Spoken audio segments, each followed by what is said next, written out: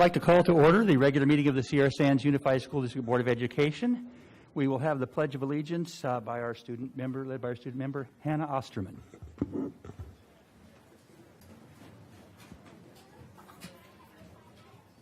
Ready? Begin.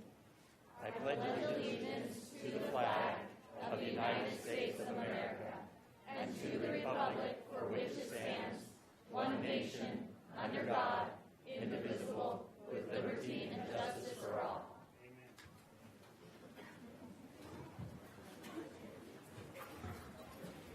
We will now observe a moment of silence.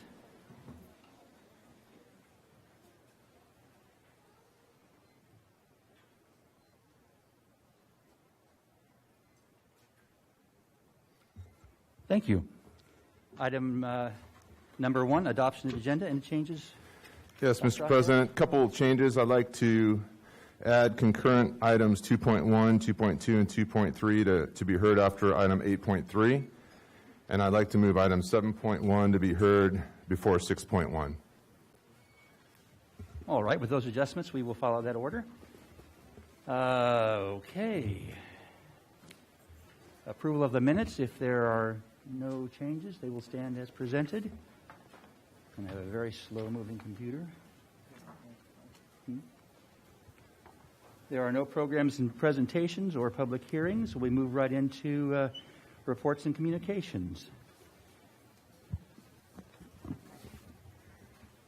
First off, we have Murray Middle School. Murray had a great first week of school last week and continued it this week with Welcome Week. Students designed name tags and then had daily challenges all week long.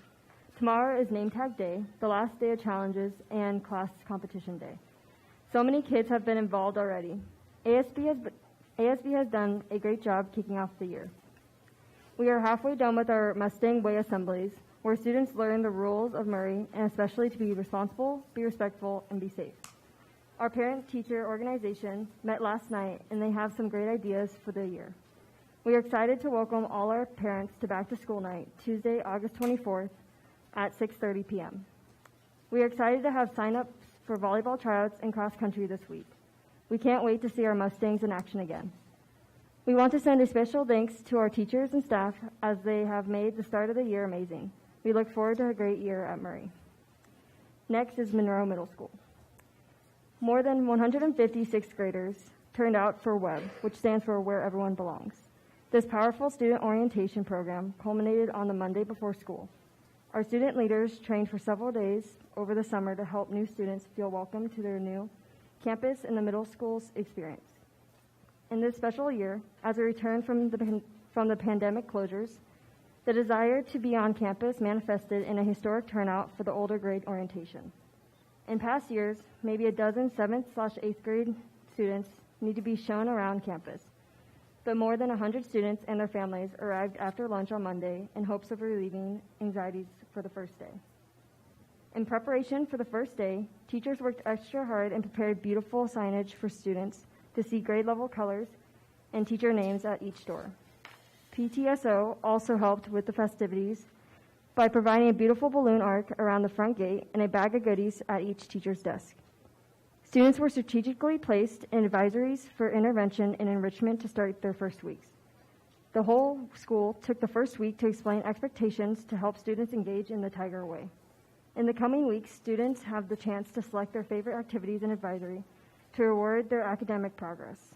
Last but not least, ASB is about to kick off its first Spirit Days, a welcome dance, and sign-ups for volleyball season this week. Go Tigers. Next is Mesquite High School. Welcome back. Mesquite students have gotten off to a busy start, and we are so happy to be back on campus. We started off our first day of school with our staff and ASB students serving donuts and coffee to parents in the school's drop-off line. We adopted a celebration-type theme in our school opening We adopted a celebration-type theme for our school opening, for we are truly happy to be back on campus with our students and teachers. Our ASB/yearbook students are busy planning our back-to-school barbecue, which will take place on Wednesday, August 25th.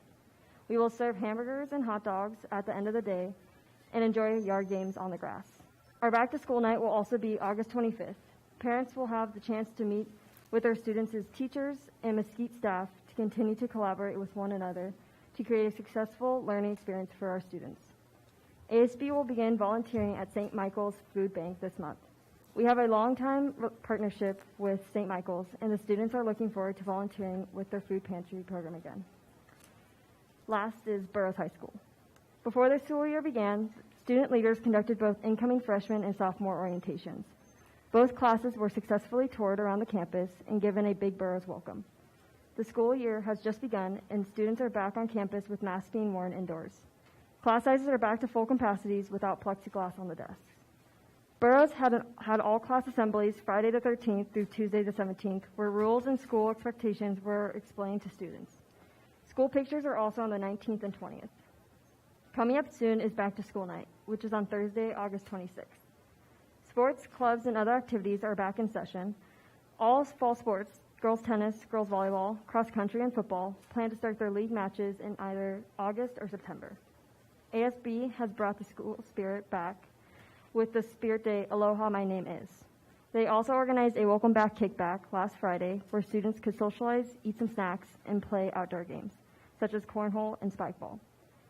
The students and staff are back full of energy and are excited for a mostly normal school year. That's my reports. Thank you so much, Hannah. I understand you need to leave early tonight. Did you want to wait for the entire public comment session, or did you need to go ahead and go to the seat right now? Okay. Well, if you'd like to, you can excuse yourself right now. We appreciate you being here this evening. You bet. That brings us to reports from members of the board. Okay. Tim, anything you'd like to say this evening? I just want to say thanks for letting me join remotely. You bet.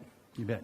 I just want to make a comment. I'm just really so excited that we have students back in the classroom. I mean, it's been a long haul, and I know we've been concerned about meeting the educational needs of our kids, and I appreciate the hard work that all the staff and members of our community have done to try and meet their educational needs and keep them safe, and it's a lot of hard work, but it is so nice to actually have them back in the classroom where we know we can meet their needs in a better way. So then that brings us to the Superintendent's Report. Dr. Ostash. Thanks, Mr. Ferris. I have a number of updates this evening for the board and for the public. Thanks for being here this evening. As of Friday, our total student enrollment is 5,185. And last year this time we were at 5,101, so we're up 184 students, which is really great news. That's not the case in a lot of districts where they're seeing declining enrollment, so that's excellent news. We also, so of those 5,101 students, we have about 100 of those students are enrolled in our independent study program.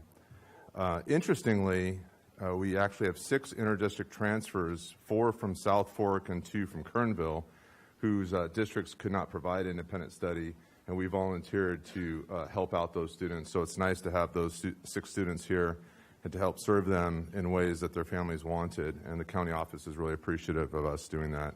And I want to thank Ms. McClellan, the principal at Mesquite, and her team for making all that happen. As was mentioned by Hannah, we had a number of back-to-school nights, which were outstanding opportunities for families to connect personally, with their teachers and to establish those partnerships right up front for student success. This week we held back-to-school nights at Fowler, Richmond, Las Flores, and Inyokern, and we look forward to all the other schools next week and actually all next week. I also want to give a little shout out to Mrs. Savko and her team and all the teacher leaders in the district and at sites who helped out. We had our second boot camp event this afternoon where at our curriculum and instruction office, we held workshops for our newer teachers to help them get up to speed and be able to hit the ground running. And communication. Communication is a super important aspect of all school districts, and we've taken great pride and enthusiasm, I would say, in upping our game. I think we were working on constantly improving communication, but the last 18 months we've really expanded the way we communicate, especially through social media. We had a very small presence on social media in the past, and we've been utilizing that as a way to communicate. In the last 4 weeks, we've shared about 20 different updates through our Facebook page. These included information ranging from nutritional services to bus schedules to employment opportunities to the enthusiasm, like you mentioned, Mr. Ferris, surrounding our full return to campus. These posts resulted in more than 8,000 individual engagements and reached more than 11,000 users. These posts, of course, have yielded hundreds of responses. Some of those responses reflect a lot of support for the action that the district has pursued. There have also been those who have expressed frustration and opposition to the state mandates that we must follow. Each one of these comments is read and shared and weighed by staff and leadership. And everywhere that we can, we always use the feedback to refine and improve and maximize our service for student benefit. One thing the numbers do tell us is that many people are very invested in the health and well-being of our children and the staff in our school district, and will continue to use this tool to keep the community regularly updated. And I want to take a moment, speaking of well-being of students, we see 98% of our student enrollment at the school sites in the classroom. And while there probably are a lot of events that would be considered optional, that I think are being canceled and significantly modified in a lot of school districts, we are putting a lot of focus and dedication into making things happen for our students and for our staff. Like I said, back to school nights are happening. We're not canceling them. We're hosting them. We think they're very important. At Burroughs High School last Friday evening, the ASB hosted a popular event at the stadium field. They called it a kickback, and they played Jenga. They hosted a cornhole tournament. They sold food and drinks. They just had a blast, and students and staff connected with each other and had so much fun. A couple of quotes. Our ASB director, Laura Larson, asked Cerelia Denson, what did you think of that event? How did it go? And quote, she said, prior to the event, there was a lot of talk among the students about the kickback, and they were all very excited to attend the event. The event was one of the best ASB turnouts we've had since my freshman year. Kids had a lot of fun, and it was nice to see everyone playing games and hanging out. I think that's very emblematic of the kind of commitment we're making to serve our students and focus on our students. Earlier this week, we had very exciting ladies volleyball games in the gym, had some great wins. Next Friday, we'll host our first home football game. I can't wait to be there under the Friday night lights. It's been a long time, so I'm really excited and looking forward to that. Today, our athletic director, Michelle Lazaro, was out helping students get on the bus to go to their contest, and she caught freshman Laketon Seymour before he got on the bus to travel to Paraclete. And he said, quote, having sports back is really fun and exciting. We didn't know if we would get to play since football didn't play last year. My favorite thing about being back to school in person this year is being able to see my old friends and meet new friends, and mostly sports. So I just think that quote captures this incredible energy and enthusiasm and the success we're experiencing. So I just want to say to the board that we're leaning into this pandemic in a thoughtful and purposeful way. We're following the law, but we are also matching that compliance with a relentless energy for maximizing student experience. We want our students in the classroom, seeing that growing enrollment here, seeing that 98% of our students are in the classroom. That's absolutely proof that we're getting it mostly right. We are striving for the balance, and our 100% primary focus is on protecting our students' ability to go to school every day.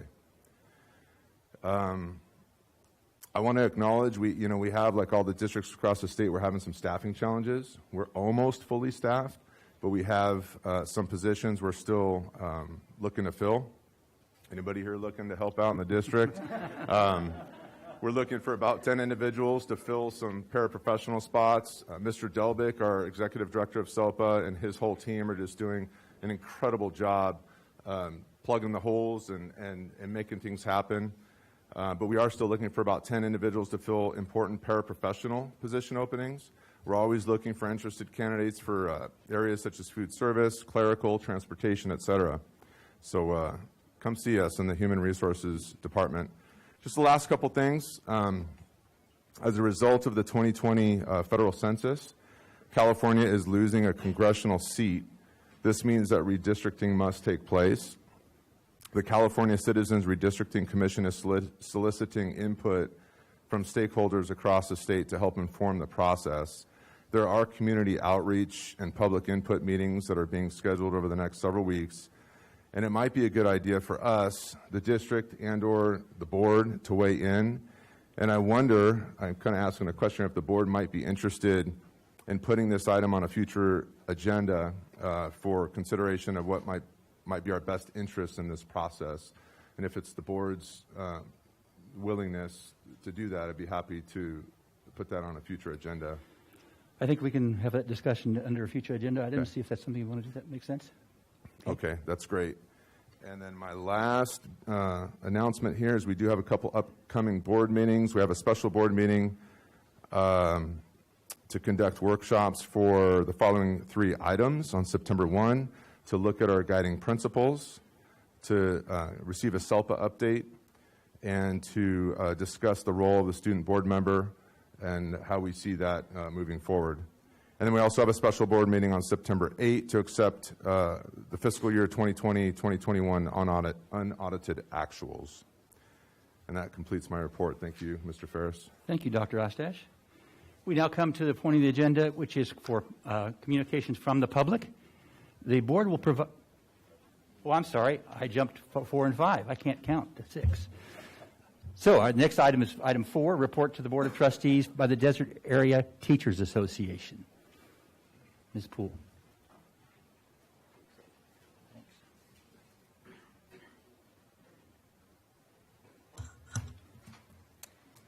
President Ferris, board members, Dr. Ostash, members of the community. I've been thinking a lot about last year, about standing here last August. We had just begun our Zoom year, and I remember standing here telling you we weren't happy about it, but we were going to do it, and we were going to do it as best we could, because that's what our kids deserved, and that's what we did, frankly, and I feel a sense of pride in, first of all, having made it through the year, but in what all my colleagues did, what all my data members did.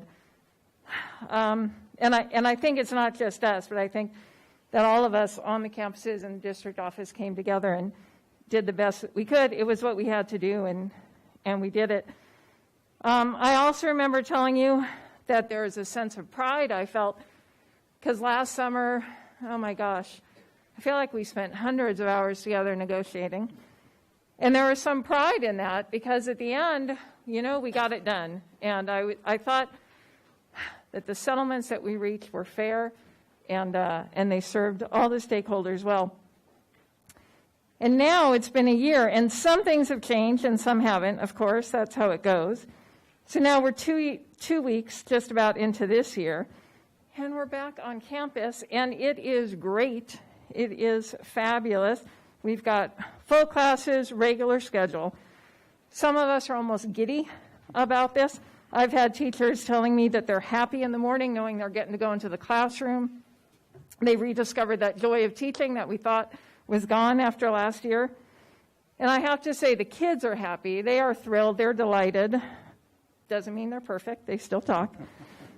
But we are all just thrilled to be back. And here's something that hasn't changed. That pride that I felt last year in the relationship that Data and the district have cultivated, it's still there. Now, it's not flawless and it's not meant to be. The system works, and I think we've proved that.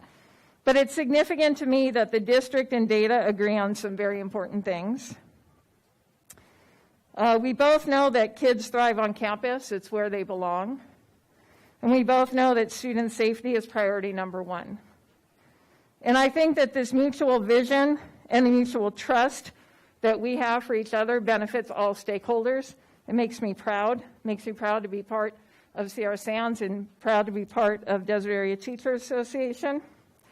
Now, we still have a whole year ahead of us, and things will get rocky again. But again, that's the system, that's the process, and it works. In the meantime, I find it comforting to know that we have these fundamental agreements and that working together for the betterment of the kids and giving them the best that we can give them. Thank you. Thank you, Ms. Poole. Item 5, report to the Board of Trustees by the California School Employees Association. Do we have a representative tonight to share with us? Seeing none, we will now move to item 6, which is communications from the public. The board will provide time during the discussion of each agenda item for members of the public to comment. At this time, members of the public may address the board on an item that is not on the agenda. Comments should relate to items of public interest within the board's jurisdiction. The law does prohibit the board from taking action on items that are not on the agenda, but if appropriate, your comments will be referred to staff for response. When addressing the board, please state your name and address at the podium. Limit your comments and remarks to 3 minutes. In accordance with the board bylaws, the board will limit the total time of public input to 30 minutes. Those wishing to address the board beyond that 30-minute time limit may do so at the end of the scheduled meeting agenda. So if you'd like to speak, please step your way up to the podium and give us your name and address. Thank you very much. Hello, my name is Lindsay Stevens. My address is on file. Good evening, members of the board. I'm here tonight to introduce a group of newly formed citizens. It's a large group. It's called We the People of Ridgecrest, California.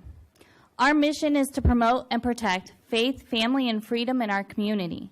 We strongly believe in upholding our unalienable rights that have been endowed to us by our Creator. Among these are life, liberty, and the pursuit of happiness.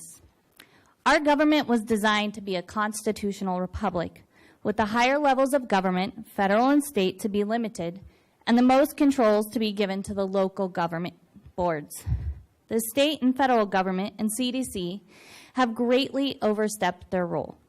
We are here tonight to request that you, as our local elected officials, intercede on our behalf and approve a resolution to restore the power to the people. I have reviewed other resolutions that other boards across the country have adopted and drafted one that we would like you to consider to put on the next meeting's agenda. In addition, we would like to request that you look into joining the lawsuit filed by the Orange County School Board against the state on abusing their emergency powers. Now going to read the resolution that we're proposing be adopted. COVID-19 continues to spread among individuals who have or have not been vaccinated, and among those who do or do not wear masks. The Center for Disease Control and Prevention, CDC, has once again changed the direction in mask and vaccination guidance. The CDC guidelines contradict prior guidance and may not reflect circumstances that exist in our district. In Ridgecrest, California, we believe that health decisions are best made by individuals in consultation with their medical professionals. Common sense should be exercised. Ridgecrest Regional Hospital and Kern County Health Department have worked and continue to work diligently to ensure that testing and vaccines are available to those who want them. Anyone who wants can obtain vaccinations, anyone who wants can wear a mask, and anyone who chooses to forego masks or vaccinations has a right to do so. We have had COVID-19 with us for over a year and a half. Citizens have been provided with information regarding how to protect themselves from COVID-19 and are fully capable of making their own decisions. We need to stop depending on the federal and state governments to push safety measures and mandates, which deny people the freedom they deserve to make their own health choices. Additionally, parents should be determining whether their children return back to schools with or without masks, vaccinated or unvaccinated. Finally, we fully support, Finally, we fully support and respect the right of citizens to make decisions regarding their own families. We have been fortunate that cases have remained low in our district, but we trust that if they rise again, the people of the district will make their own wise decisions regarding how to take care of themselves. We will continue to do everything in our power to see that necessary services for testing and vaccinations. I have to ask you to wrap up. Okay, yeah. I'm on my last sentence. Testing and vaccinations are made readily available to everyone in the district, and look forward to the time when we are able to move past the COVID pandemic. Thank you for your time.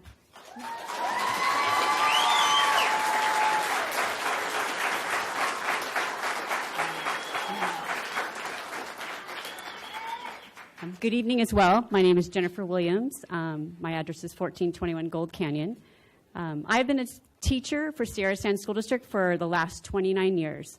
And I've always felt the leaders of Sierra Sands have listened to the needs of our community and responded to the needs of our community, and I've been very grateful for that all these years. However, at this point in time, I don't see that happening at the school board level. I simply see you as a messenger serving our governor and the CDPH. Our liberties currently are being eroded away, and we need you to stand up for our liberties, which include medical freedom. I realize that as an elected board member, you feel you are tasked with the responsibility of responding to the executive orders either issued by the governor or by the CDPH. I'm here tonight to ask you to rethink what you see as your duty. Last week, the Orange County School Board filed a petition in the California Supreme Court asking the court to declare an immediate end to Newsom's state of emergency. Why? Because the school board has acknowledged that the state of emergency has essentially terminated local government and its ability to make local decisions that are in the best interest of its students and its community. Another school board, Sutter Union High School District, has responded to the needs of the community by taking the following position, as you will find posted on their district website.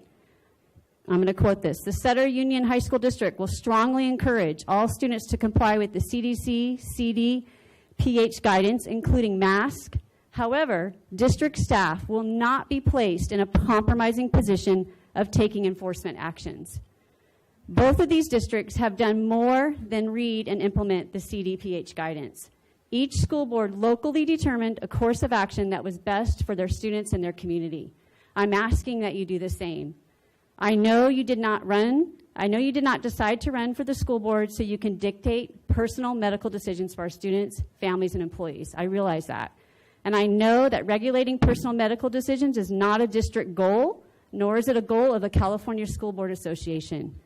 You can take the position where you can tell us that you are bound by the orders and guidance, or you can do what other districts have done and locally govern our school district and protect our liberties and make the needs of our students a priority. You have an obligation and a responsibility to seek input from our families and from the employees. I realize that governing locally is not easy at this time. But then I think to myself, I'm sure glad someone like Rosa Parks did not obey the order that stated she was supposed to sit at the back of the bus. I'm glad she had the courage to stand up for liberty, and we need you to demonstrate that courage for our kids, for our employees, for our community, and for our liberties and for our medical freedom. It's time to get comfortable with being uncomfortable. Like everyone that's here tonight, it's not comfortable for me to be up here, and it's not comfortable for anybody else, and so we're asking that you do that. Thank you for your time.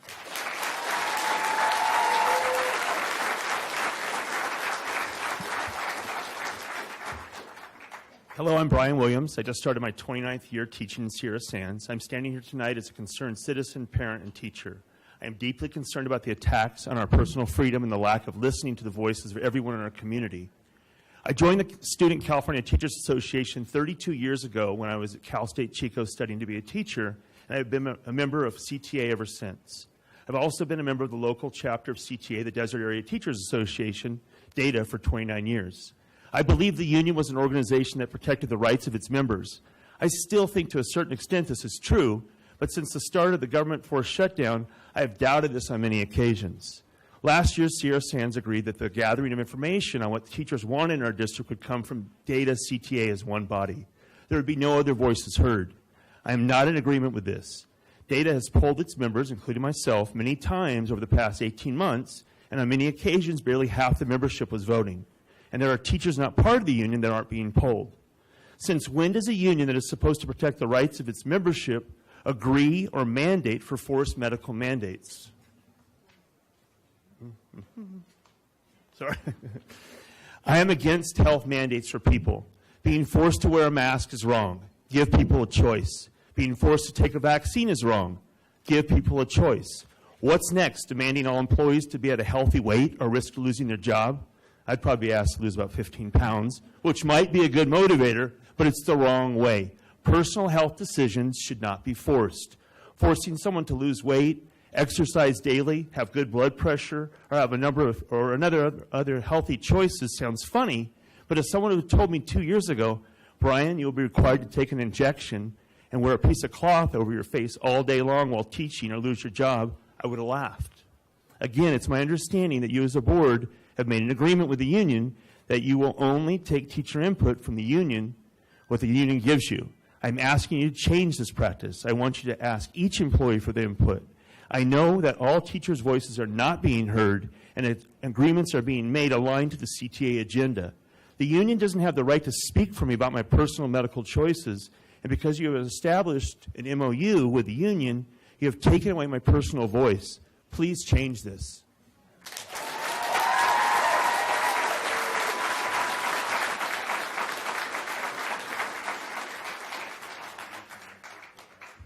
Good evening. My name is Kelly Kaskas, Sierra Sands teacher for 20 years. I live at 913 Carolyn Street.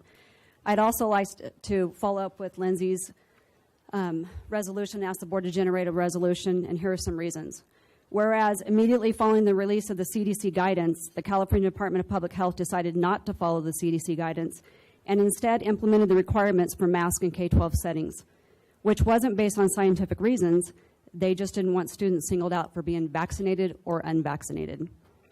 And whereas numerous studies in the CDC confirm that children are at an incredible low risk of severe disease, long-term side effects, and death from COVID-19, with a mortality risk substantially less than influenza.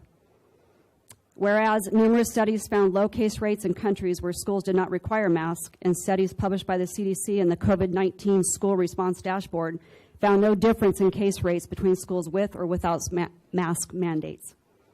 Whereas numerous epidemiologists, pediatricians, and healthcare professionals have publicly advocated for the removal of mask requirements for children, and many states have already eliminated that mask requirement. Whereas recent studies have shown that mask wearing can impact a child's language development, emotional development, interpersonal communication, overall physiological and psychological health. And whereas as many as 50 to 90% of PCR tests may inaccurately identify subjects as positive for COVID when the subject is not infectious. Now, therefore, let it be resolved, and this follows right along with our board goal number 3, grow family and community partnerships that benefit students. So let's, number 1, advocate in writing to the CDPH to remove mandatory requirements for preventative measures such as masks and testing. Number 2, advocate for choice in masking and vaccinations. And number 3, ensure that mask requirements will not be used as punishment to coerce our children into getting vaccinated. Be it further resolved that this board commits to acting at all times in the best interest of students, and be it further resolved that this board is committed to bringing normalcy to our classrooms, including the removal of any and all prevention strategies which are not based in science, have harm that outweighs the benefits, of which impede in any way a student's ability to fully participate in classroom instruction, which also aligns with goal number 2, to maximize student engagement. You have the authority to generate a resolution, and we as a community ask that you do that. You can say that this is a liability issue, and I say please don't make it about money. Make it about our students and our families. Franklin D. Roosevelt once said, "We have nothing to fear but fear itself." Let's stop fearing the unknown and what if, and look at the reality of what is. The pandemic has been detrimental to our students emotionally, mentally, and academically, and we're seeing that very clearly right now. What other issues are our children going to have next year because they've worn a mask for 6 hours a day, every day, 5 days a week? Alluding back to that fear, a question about the vaccine mandate. Why is someone's fear of dying of COVID-19 more important than another's fear of dying of the vaccine? I've personally seen both. Is the district going to pick up liability for injuries? Because the manufacturers don't. Let's stand up for what's right, save the kids, and Ms. keep teachers Kaskas, working, I'll because ask you we to wrap don't up. have enough teachers. Thank you.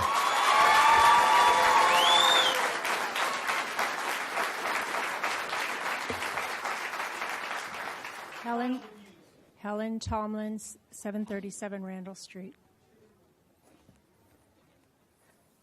When I first saw this on the Facebook, it's the next back to school COVID, 7 layers of defense. It's on the left.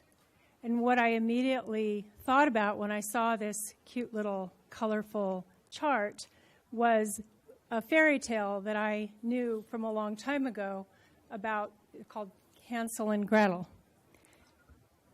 Now this brother and sister got lost in a forest. Actually, they were abandoned by a selfish stepmother and a feckless father. but they eventually found a tasty house made of gingerbread, cake, and pastries. But they were to find out that this house was only decorated to fool the children because inside was a cannibalistic witch who wanted to fatten them up and eat them. And this colorful cottage was cloaked in deceit in order to bring damage and death to the children. And I see a lot of similarities with this clever COVID defense chart that bears this innocent look also. But the protocols are filled with deceit and damage and possibly death.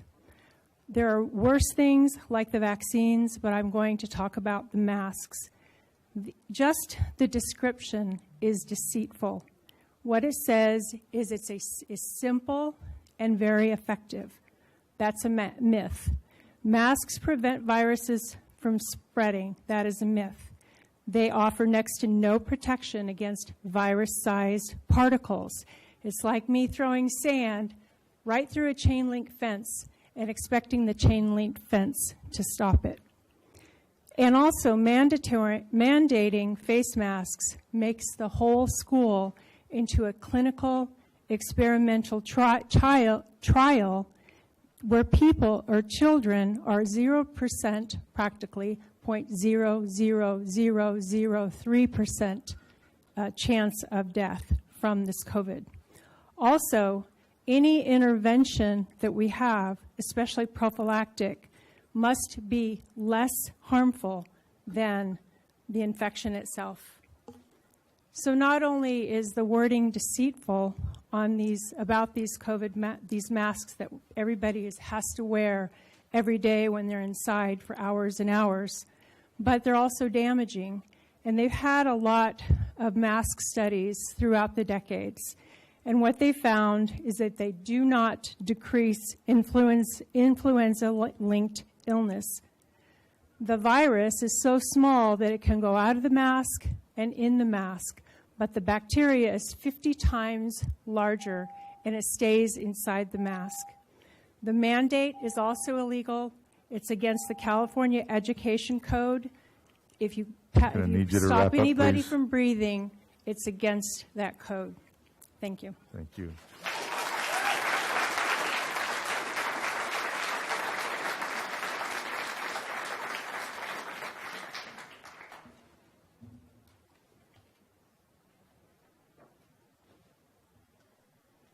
Good evening. I'm Dr. Tom Toliver. Most people know me as Dr. Tom 1051 PEG. I'm going to speak to you tonight in a language that I think that you could understand and relate to.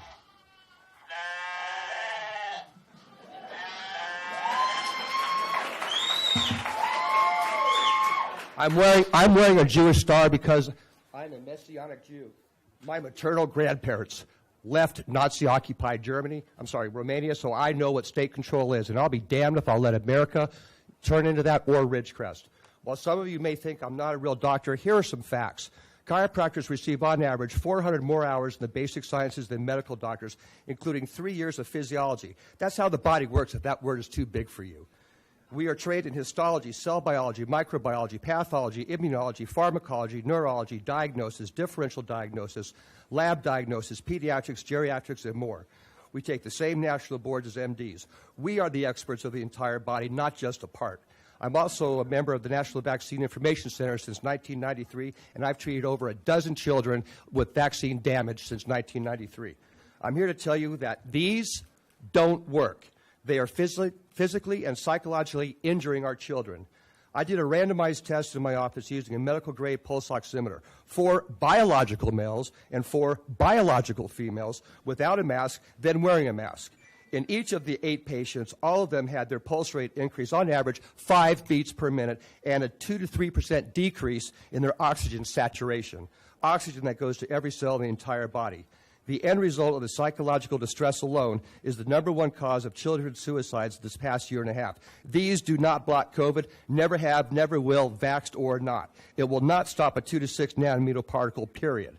Children need to be exposed to our natural environment to fully develop their immune system. And stop using hand sanitizers, which kill all the good bacteria used to protect the body's largest organ, the skin. The CDC blatantly is lying to the world about COVID, and you suck it up. COVID-19 is an RNA virus. So are the following: the common cold, influenza, SARS, MERS, dengue virus, hepatitis C, hepatitis E, West Nile fever, Ebola, rabies, polio, mumps, and measles. And these don't cover those and of all the things I just listed. If the CDC is recommending masking children, then they are actually recommending a medical procedure which requires informed consent. You, as a school board, are not empowered to make medical recommendations for someone else's child. And I don't see a lot of parents giving consent. If parents want to mask their children, that's up to them, not you, unless you are willing to sign an assumption of liability to include upcoming forced vaccinations. To date, there are no studies showing the efficacy of masks because you can't study it. It would be unethical, they say, to expose a child to a known pathogen. That's why there has never been any study on children for any childhood disease that requires state-mandated vaccination. You do not have the authority to take medical control over someone else's child. This is America, not Nazi Germany, unless you hail the Führer Fauci. Danke.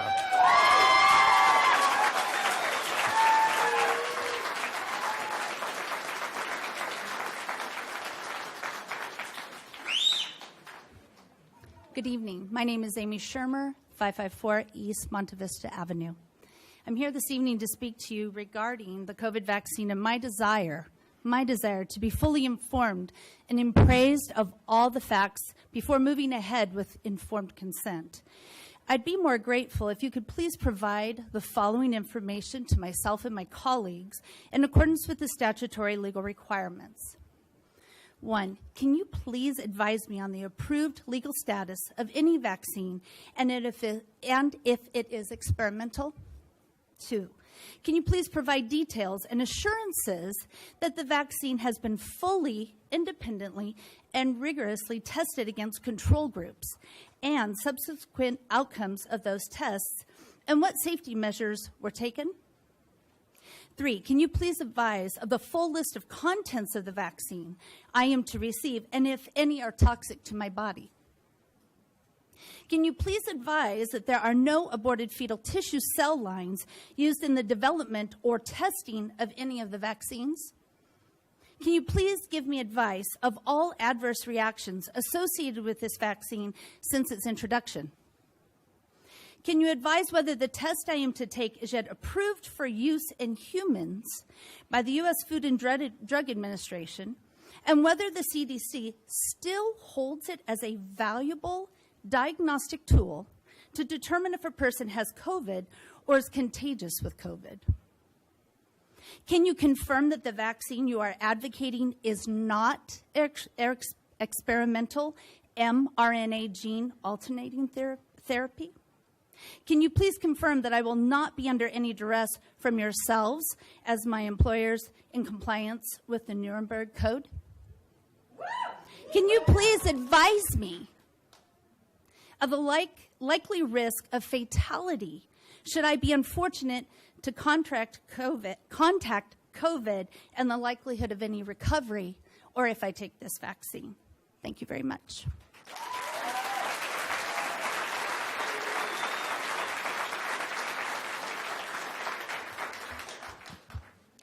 Good evening, board members and everyone here. My name is Laurenzesos. My address is 1327 South Sunland Street. I come before you today not as a student within any of the Sierra Sands K-12. I don't come before you as a parent. I don't even come before you as a teacher in the school district. I come before you as a concerned citizen. I ask everyone on this board if they truly know what it means to be a citizen and what duty that comes with. The Declaration of Independence states that when any form of government becomes destructive of the ends and the rights that we have as American citizens, it is the right of the people to alter or to abolish it. Do you know, as board members, that founding fathers said that it is our right and our duty to posterity, that we are accountable for our rights and rulers? As you've heard from so many speakers today, we have legitimate concerns of how our government is being run. We have invested authority into you as local officials to help us with the circumstances that come forward within our communities. We ask that you do your jobs in that, and we are thankful for all that you have done. As you can see, you have students who are happy that you have been able to help them return to campus. You have teachers who are happy with that. But at the same time, you are complying with government mandates that are not laws, and you are hurting the very people that you are claiming to help. As you see up here on the screen, you have 5 points for a vision. I see up there that you're trying to maximize student engagement and grow family and community partnerships. By enforcing these mandates that hurt your teachers, you are not doing those things. The Constitution, which is the supreme law of the land according to Article 6, Section 2, states, which is the supreme law of the land according to that section, is what we govern ourselves by. Our rights are coming from that. Every one of the people in this room has a right to medical freedom. The Supreme Court, you might ask about the forced vaccination case that everybody brings up, Jacobson versus Massachusetts. Unfortunately, you'll find that that case, while it allowed for mandated vaccines, it did not allow for forced vaccination. You will not find a person in this room who will be able to force a vaccine upon. If you want to try to do that, you will lose your teachers. You will lose people in this community who are trying to give your students a good, prosperous education so that they continue on a safe path throughout their education. I ask that the board hears the resolutions presented and takes up their duty as a citizen to help this community. Thank you for your time.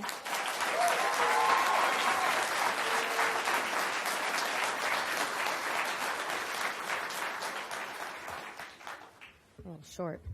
Hello, I'm Danielle Slaton. I live in 832 East California Avenue. I stand here tonight not as a scientist, a teacher, or a medical professional, but I stand here as a mother of 3 students that attend and go to school within the Sierra Sands Unified School District. I imagine some of you have children, and in that I venture to think that you too would stand for the rights of your children. That's what I'm here to do, to stand up for the rights of my 3 boys, who are sitting right over there, who have been stripped of their freedoms to choose what is forced upon their bodies, a mandate by which they are told they must wear masks while indoors. I would like to take a brief moment to share with you what happened on the first day of school for my boys at Gateway Elementary. Sure, there was music and clapping while we arrived at school, but more than that, there were multiple Gateway employees who appeared to be more concerned about who had a mask with them than welcoming these sweet kiddos back to full-time school after being dismissed for a year and a half. Not to mention almost every person in the school grounds except for myself and my boys were wearing masks outside. I believe it was because every person in faculty was in one. We were outside. Now, I understand there are those who choose to wear their masks at all times, keyword choose. But I know for a fact that not every teacher and parent at these schools agree with the mandate, mainly because outside of school I've never seen them wearing one. The forced pressure both my sons and myself felt was very real, and it was unacceptable. One of my sons was overcome by panic because he felt he was doing something wrong when he was absolutely not. Surely I am not the only one who sees the problem with this. Surely I'm not the only one who doesn't see the logic behind not wearing a mask outdoors, but then it being forced to wear one on the inside. There's no logic. Speaking of logic, I have researched and found that masks are worse off for the bodies than COVID itself. If you were unaware, there is a group of parents in Gainesville, Florida, who have cultured their children's masks and found they are traps for dangerous bacteria that potentially make children much sicker than that of COVID. These parents sit 6 masks into the University of Florida's Mass Spectrometry Research and Education Center after being worn for 5 to 8 hours, most during in-person schooling by children ages 6 to 11. 5 were found contaminated with bacteria, parasites, fungi, and including 3 of those masks with 11 dangerous pathogenic and pneumonia-causing bacteria. These pathogens cause pneumonia, tuberculosis, meningitis, sepsis, bloodstream infections, severe infections with high mortality rates.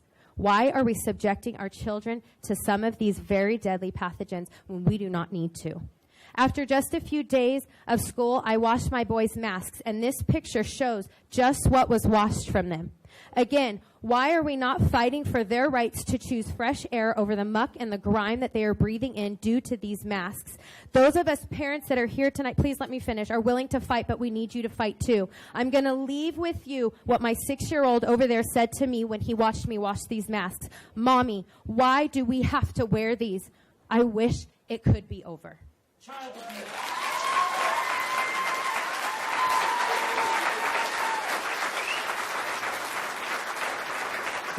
Thank you.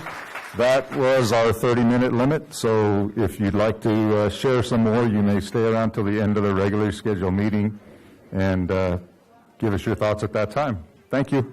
We only have 3 additional people. Thank you.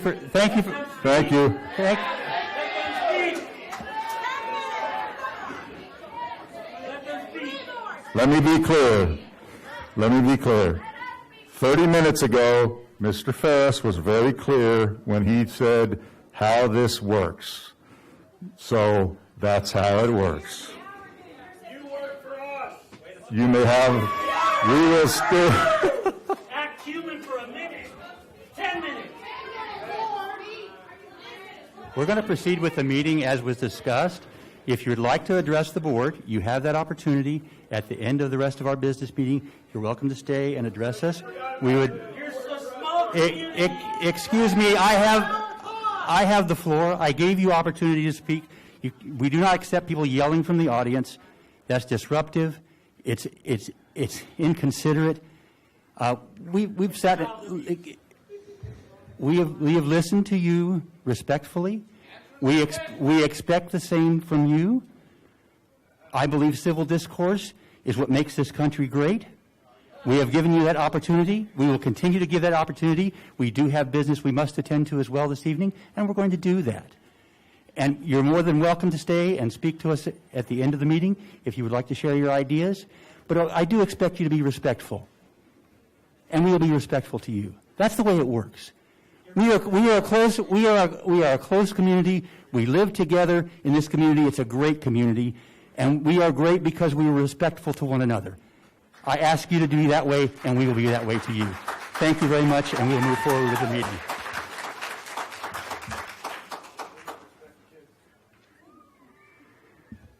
That brings us to item 6.1, approval of a TK. We're going to go to 7.1 first. Oh, I'm sorry, 7.1 first. You're correct. 7.1 will be the next item on our agenda, and that is the authorization for Selpa2 contract with 360-degree customer Inc. Hang on. I think it's...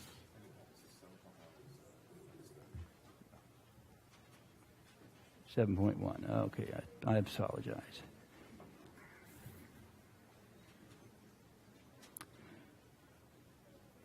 As soon as it rolls around on the computer here. 7.1 is policy. What are you? Is it 7.1? Yes. Okay. So 7.1 is the approval of revision to the board policy administrative regulation 6158 independent study. Ms. Savko, please. Good evening, President Ferris. Good evening, President Ferris, members of the board, Superintendent Ostash, staff, and community.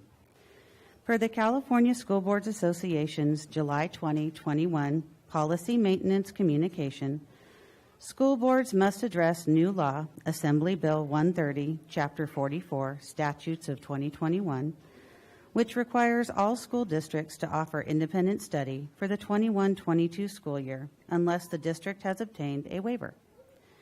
Without distance learning as an option for the upcoming school year, independent study programs will be more widely used as a means of providing instruction for students who are unable or unwilling to return to the classroom setting. Education Code 51747, as amended by AB 130, mandates that the governing board adopt a policy with specified requirements as a condition of receiving state apportionments for independent study students.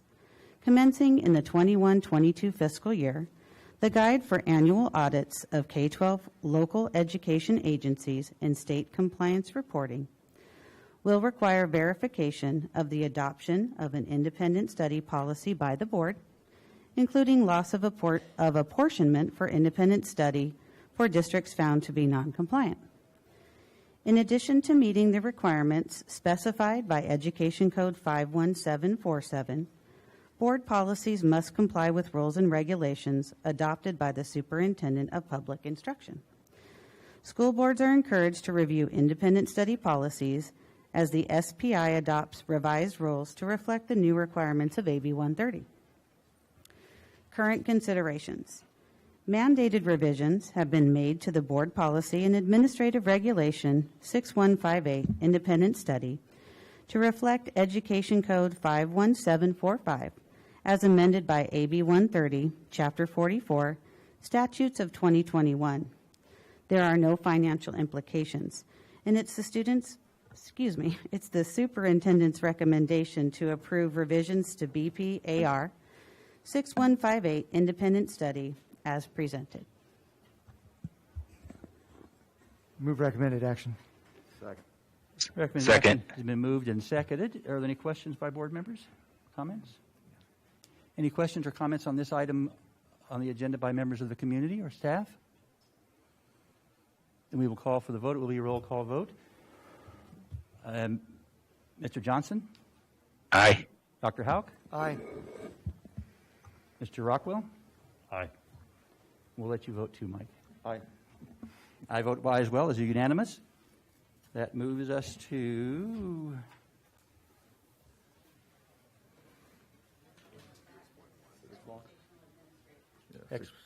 6.1. Ms. Savko, approval of TK 6th grade, where I tried to go a minute ago, independent study program offering. Okay. Thank you. Education codes 51745, 51749.6 authorize districts to establish independent study programs to meet the educational needs of students pursuant to Education Code 51745, as amended again by AB 130, Chapter 44, Statutes of 2021. For the 21-22 school year, all districts are required to offer independent study. Education Code 51749.5 mandates that the board adopt policy with specified components as a condition of offering a program of course-based independent study. Prior to the 21-22 school year, the district's independent study program served 7th through 12th grade students. In order to meet the mandates of AB 130, the district's independent study program will serve transitional kindergarten through 12th grade students.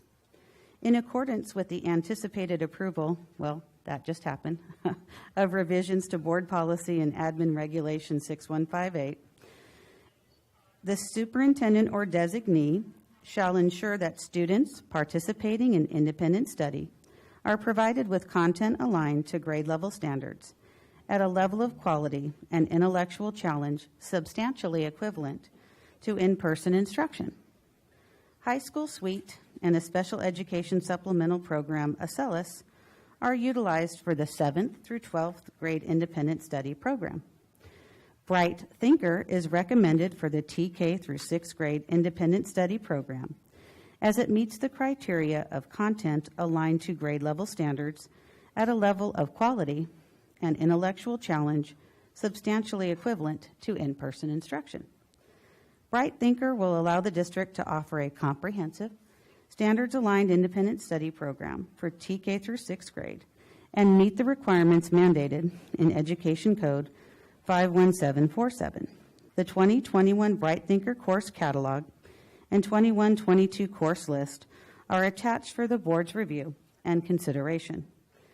The independent study program is funded through the district's general fund, and it's the superintendent's recommendation to approve Bright Thinker as the TK 6th grade independent study program offering. Move recommended action. Second. It's been moved and seconded. Any questions or comments from board members? I guess I want to make a couple of comments. I know that we spoke as things begin to transition through the summer, and we were aware that we needed to make options available for our parents and students when we were bringing students back, and there were going to be some folks who would prefer to use an independent study program. And I know we talked about how important it was that we try and develop a strong program and that was adapted to what our kids need. Clearly, since there were a number of requirements that were legislated in this whole concept, I know that there are probably some elements in this program that may not have been our first choice and may have been more politically motivated than educationally motivated, but I do appreciate the hard work that has gone into putting together a program that can give our kids options so that we can meet their educational needs, specifically for those who either are fearful or cannot come back to campus. So that's a lot of hard work, and it's done in an instantaneous fashion. I know we had hoped to be able to spend the year kind of putting together a program we thought that would really be best for our kids. We weren't able to do that, but we responded, and you responded in miraculous ways, and what you've done is certainly appreciated. Thank you so much. Any other comments or questions by board members? Any comments or questions by members of the public? Hearing none, we will call for the vote. Mr. Johnson? Aye. Dr. Houck? Aye. Mr. Scott? Aye. Mr. Rockwell? Aye. Myself, aye. It just passes unanimously. That brings us to 6.2, approval of SPED 9th, 10th Transition Skills Course at Burroughs High School. Ms. Safko. Thank you. So just a little bit of background. Each spring and early summer, not too much later than that, or it's hard to get these course adoptions to the board. Burroughs reflected on their offerings for special day class students and have updated and revised course offerings to reflect best meeting the needs of our students. So that's the background for the next three. So Burroughs High School Administration and Special Education Department conducted a special day class course analysis in the spring of the 2021 school year. As a result of the analysis and identified needs, student needs rather, a SPED 9th, 10th Transition Skills course outline was developed. The purpose of the course is to provide 9th and 10th grade SDC students with basic knowledge, strategies, skills, and support to introductory high school social skills, beginning work skills, basic independent living skills, self-advocacy, and self-care skills during the transition into the high school learning environment. The addition of a SPED 9th, 10th Transition Skills as an elective course will help support 9th and 10th grade SDC students in the areas of social emotional learning, academic success, and independent living. The course is an important step in providing high school SDC students with the support needed during transition to the high school setting. The course outline is included in the board packet for review. There's no additional cost associated with the course adoption, and implementation as previously adopted textbooks and materials will support learning objectives. It is the superintendent's recommendation that the board approve SPED 9th, 10th Transition Skills as presented. Move the recommended action. Second. It's been moved and seconded. Any questions or comments by board members? Mr. Rockwell. I think the only comment I'd make is that this and the next couple of items, I think these are great, and I'm definitely in favor. I actually would love to see similar coursework for the general education population as well. Just life skills is something that we could all, if we all learned them better in high school, a lot of us would have had a easier road shortly thereafter. So this is good stuff. Thank you. Any other questions or comments by board members? Any questions or comments by members of the public? Hearing none, we will take the vote. Mr. Johnson? Aye. Dr. Houck? Aye. Mr. Scott? Aye. Mr. Rockwell? Aye. Myself, aye. Passes unanimously. We now move to 6.3, approval of, Yep, you're right. Of SPED 11th, 12th Transition Skills course at Burroughs High School.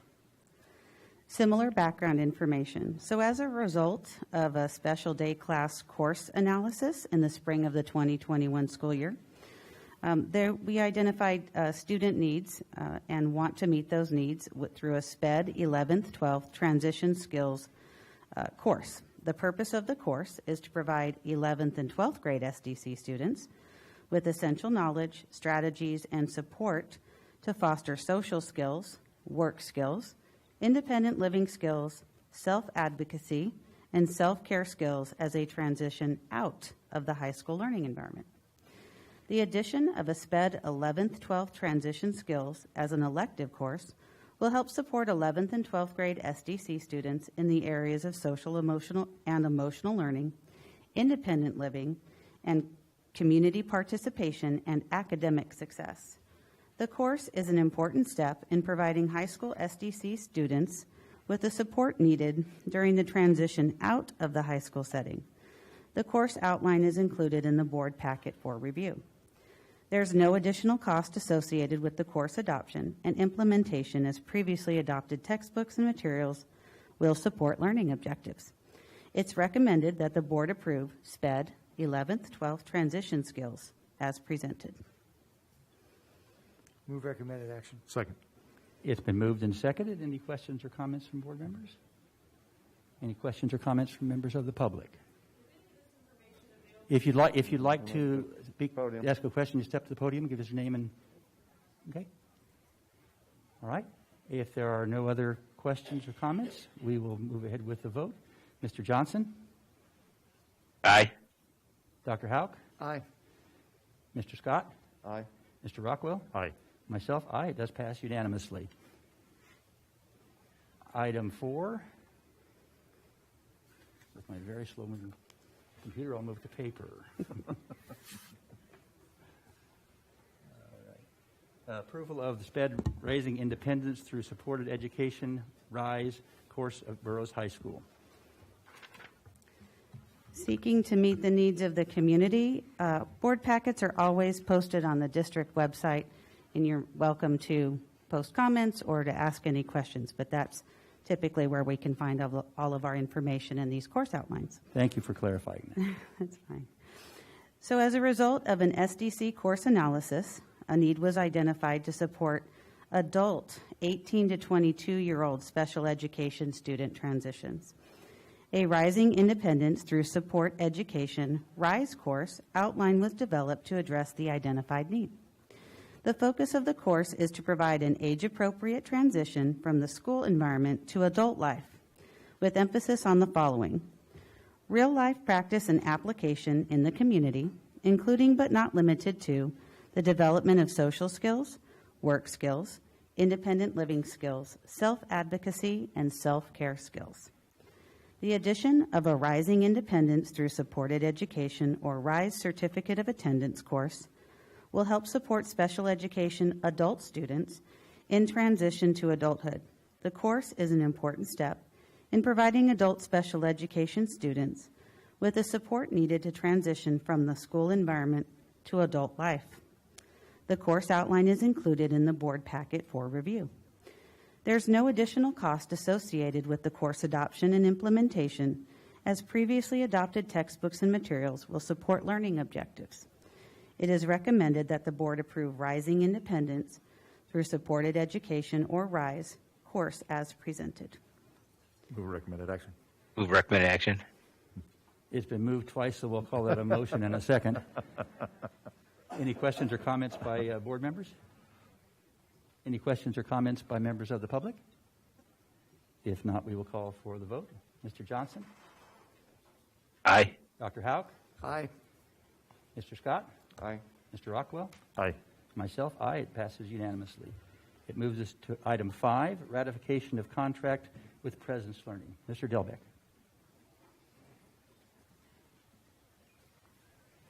President Ferris, Superintendent Ostash, members of the board, staff, and community. According to state and federal laws and regulations, school districts are required to assess students who have been referred for special education services in all areas related to suspected disability. Assessments must be administered by trained and knowledgeable personnel. A student must be assessed when first referred for a specified disability, then considered for reassessment at least once every 3 years after qualifying for special education.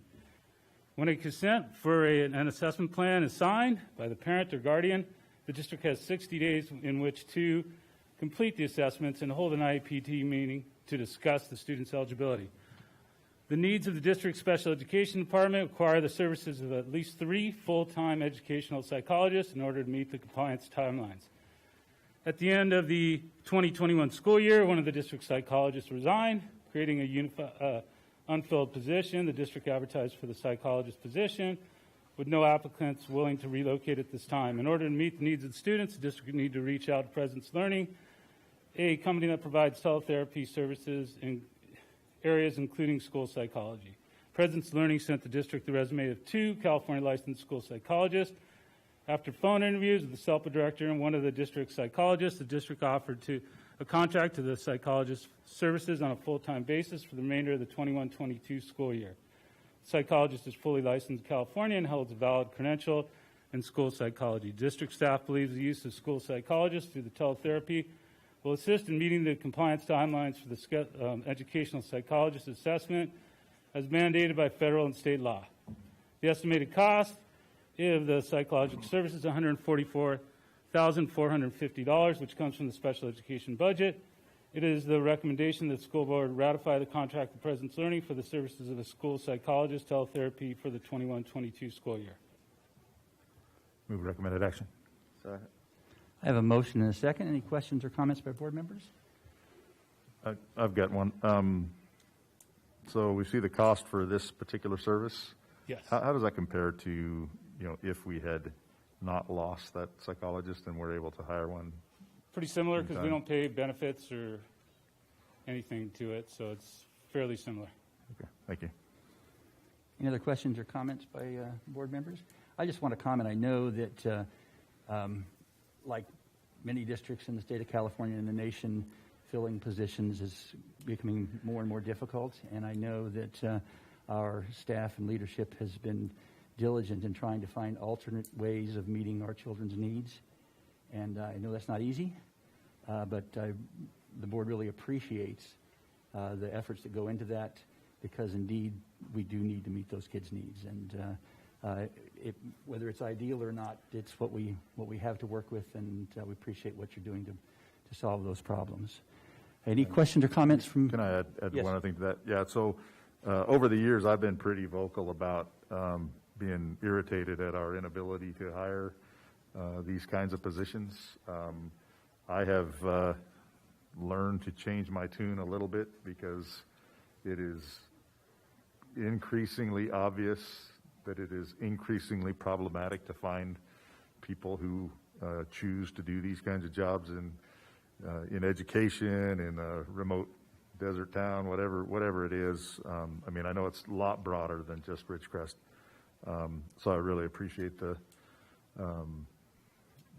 ability to kind of turn to and, very quickly provide a resource to our students and our parents when we have these kinds of things come up. So I appreciate it. Thank you.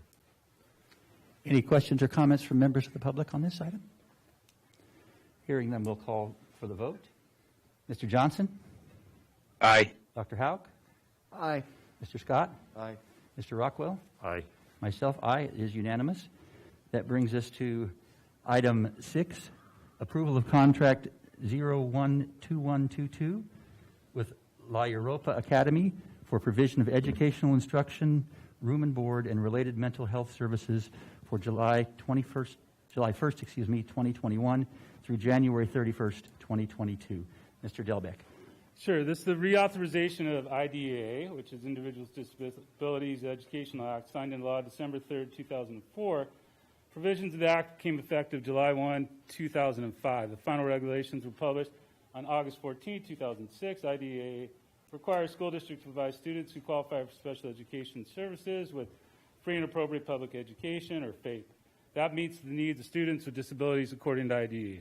The term FAPE, or free and appropriate public education, means that special education services have been provided at public expense, under public supervision and direction, and without charge, meet the standard of state educational agencies, and must include appropriate preschool, elementary, or secondary school education in the state involved, and are provided in conformity with the ID individual educational program required under Section 614D. Under the regulations implementing the IDE, each public agency must ensure that continuum of alternative placements is available to meet the needs of children with disability for special education and related students.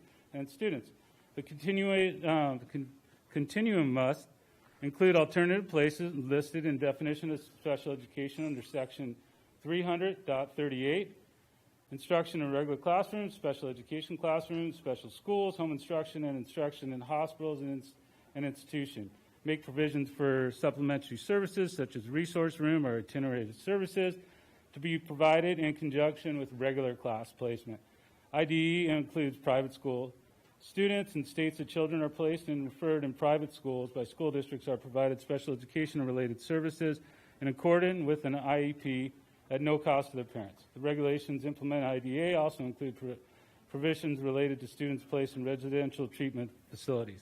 Specifically, the regulations provide that a placement in a public or private residential placement is necessary to provide special education and related services to a child with disability. The program must include non-medical care, room and board, and must be at no cost to the parent and child. The regulation requires school districts to provide related services that may be necessary to enable the student to receive FAPE. The regulation defines related services as transportation such as developmental, corrective, and other supportive services, and are required to assist a student with a disability to benefit from special education and speech and language pathology and audiological services, interpretive services, psychological services, physical and occupational therapy, recreation, including physical therapeutic recreation, early identification and assessment of disabilities in children, counseling services, including rehabilitation counseling, orientation and mobility, medical services for diagnostic or evaluation purposes. Related services also include school health services and school nurse services, social work services in most schools, and parent counseling and training.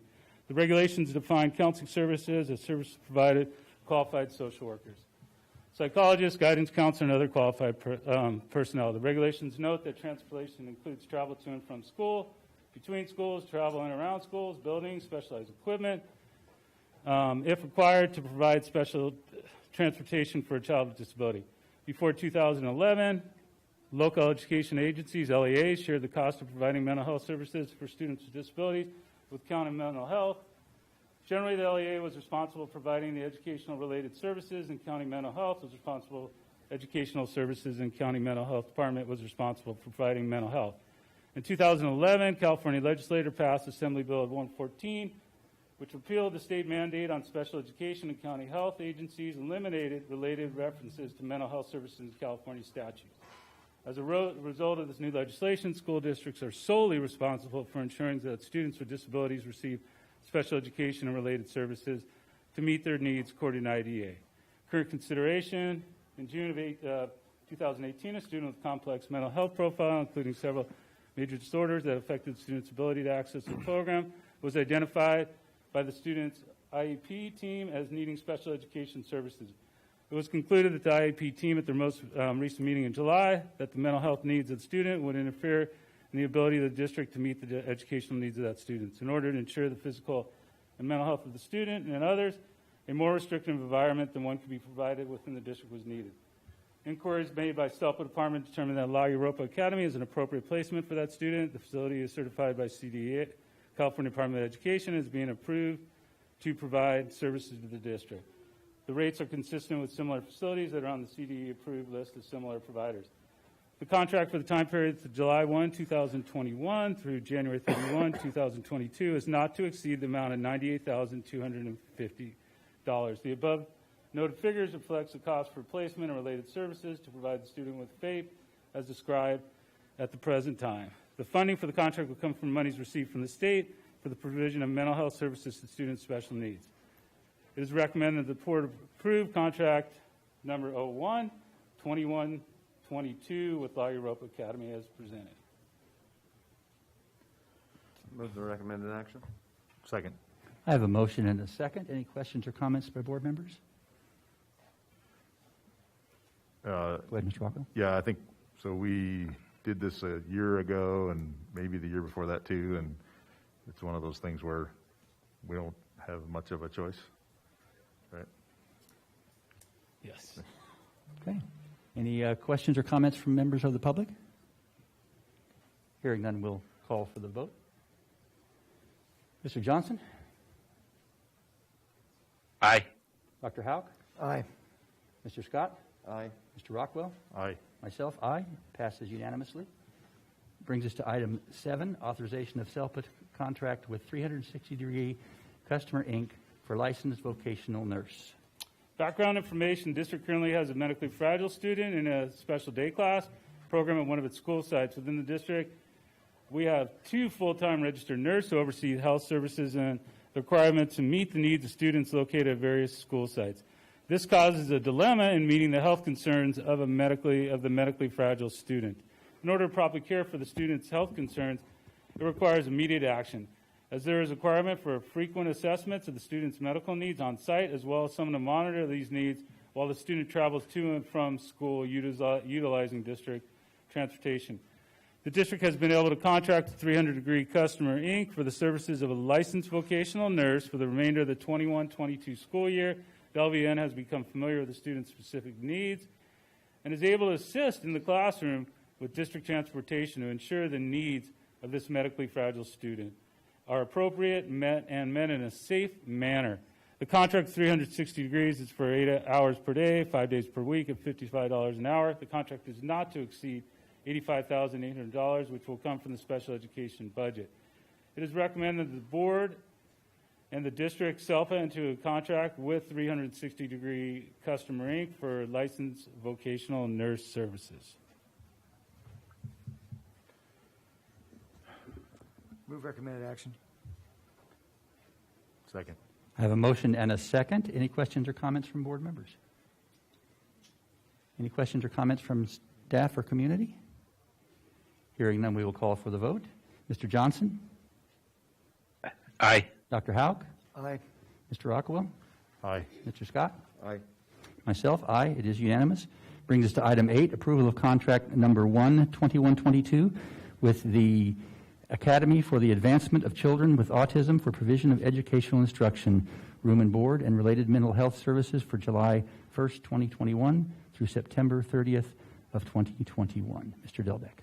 Sure. And this is similar. The IDEA, which is the Individual Disabilities Act, was still signed in law in 2004, very similar to the other ones. The final regulations were published on August 14, 2006.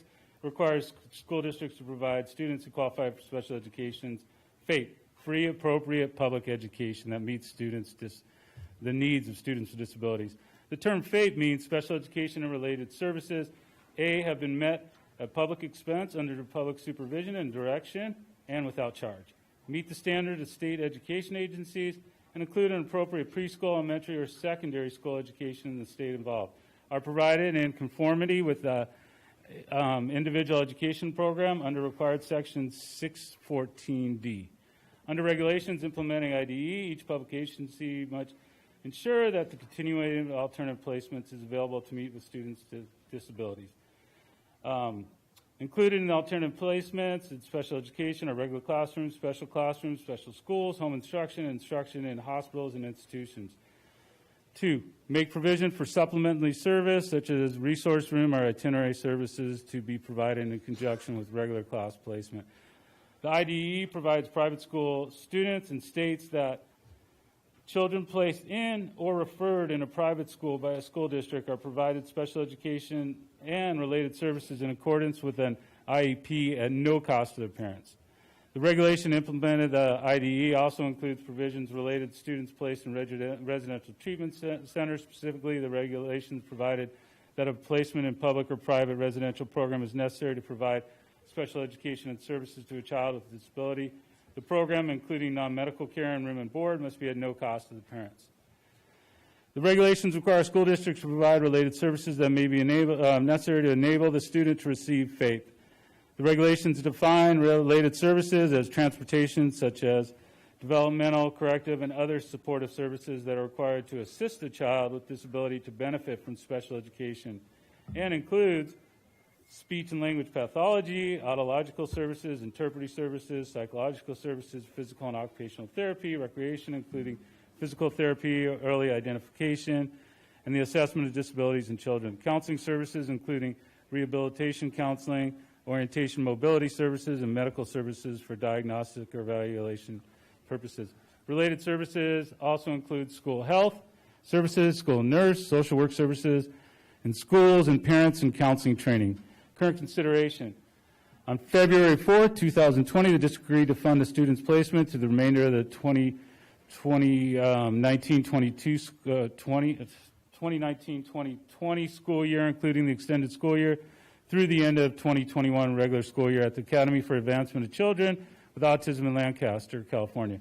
For an IEP decision at the end of the 2021 school year, it was determined that it was best interest of the student's mental and physical well-being to remain at the county academy for the duration of the time listed. The contract for the period of July 1, 2021 through September 30th, 2021 is not to exceed the amount of $18,418.18.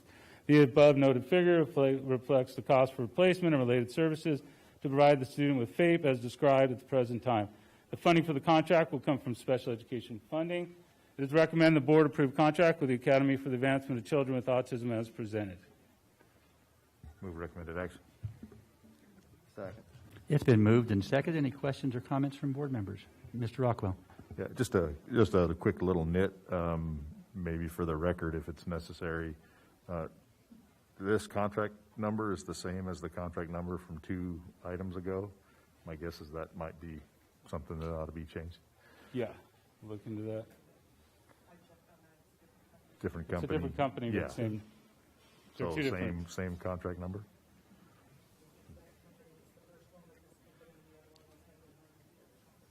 Okay, so we're identifying the number of contracts with that specific company. Correct. And that's why they're both in type number 1. Interesting. Okay, never noticed that in 16 years.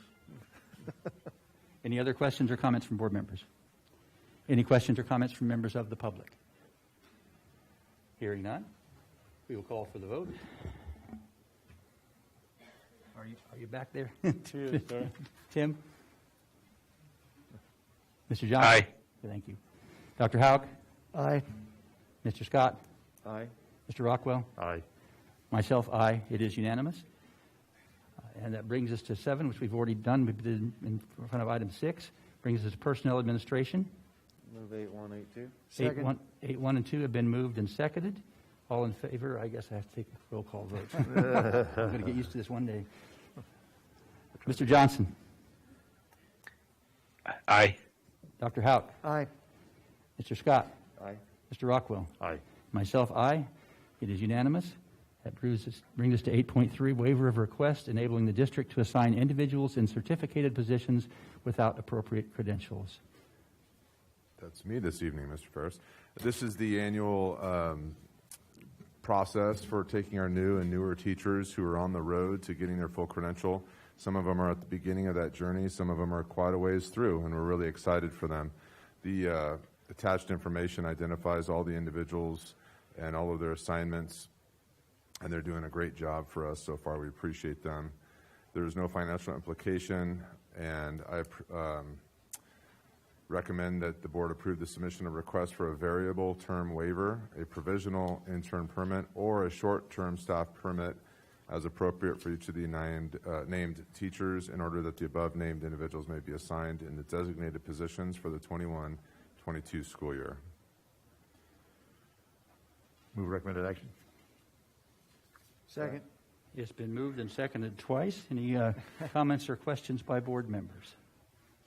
Just a quick, Go ahead. hopefully a quick one. Can you, I apologize for not asking this in advance, but is there a Reader's Digest description that you could pull off the top of your head to the difference between those 3 types of waivers? Let me go back to the item. Hold on one second. And we're talking about the difference among just for the variable term waiver, provisional intern permit, or a short-term staff permit. And probably would not be able to do a very good job of that. We would need Jan Burke to do that. But it depends on the eligibility and how many appropriate units an individual has, and what basically how the California Commission on Teacher Credentialing handles each individual. And so, for example, an intern permit, if I recall correctly, is somebody who is moving further along in the credentialing process, whereas like a short-term staff permit might be somebody like we would formerly call them on an emergency credential, someone who's not necessarily enrolled and moving along and having at least, for example, 6 semester units earned in their selected credential pathway, whether it's multiple subject or secondary. So my best answer is I know enough to be a little bit dangerous here, but don't do that. It gets pretty technical. So Right. hopefully that helps a little bit. Good enough, thank you. Okay. Stop. That was the Reader's Digest version. Yeah, that's all I want. Okay. All right. Then I have a motion and a second. Any questions or comments from members of the public? All right. Then I will call for the vote. Mr. Johnson? Aye. Dr. Houck? Aye. Mr. Scott? Aye. Mr. Rockwell? Aye. Myself, aye. It is unanimous.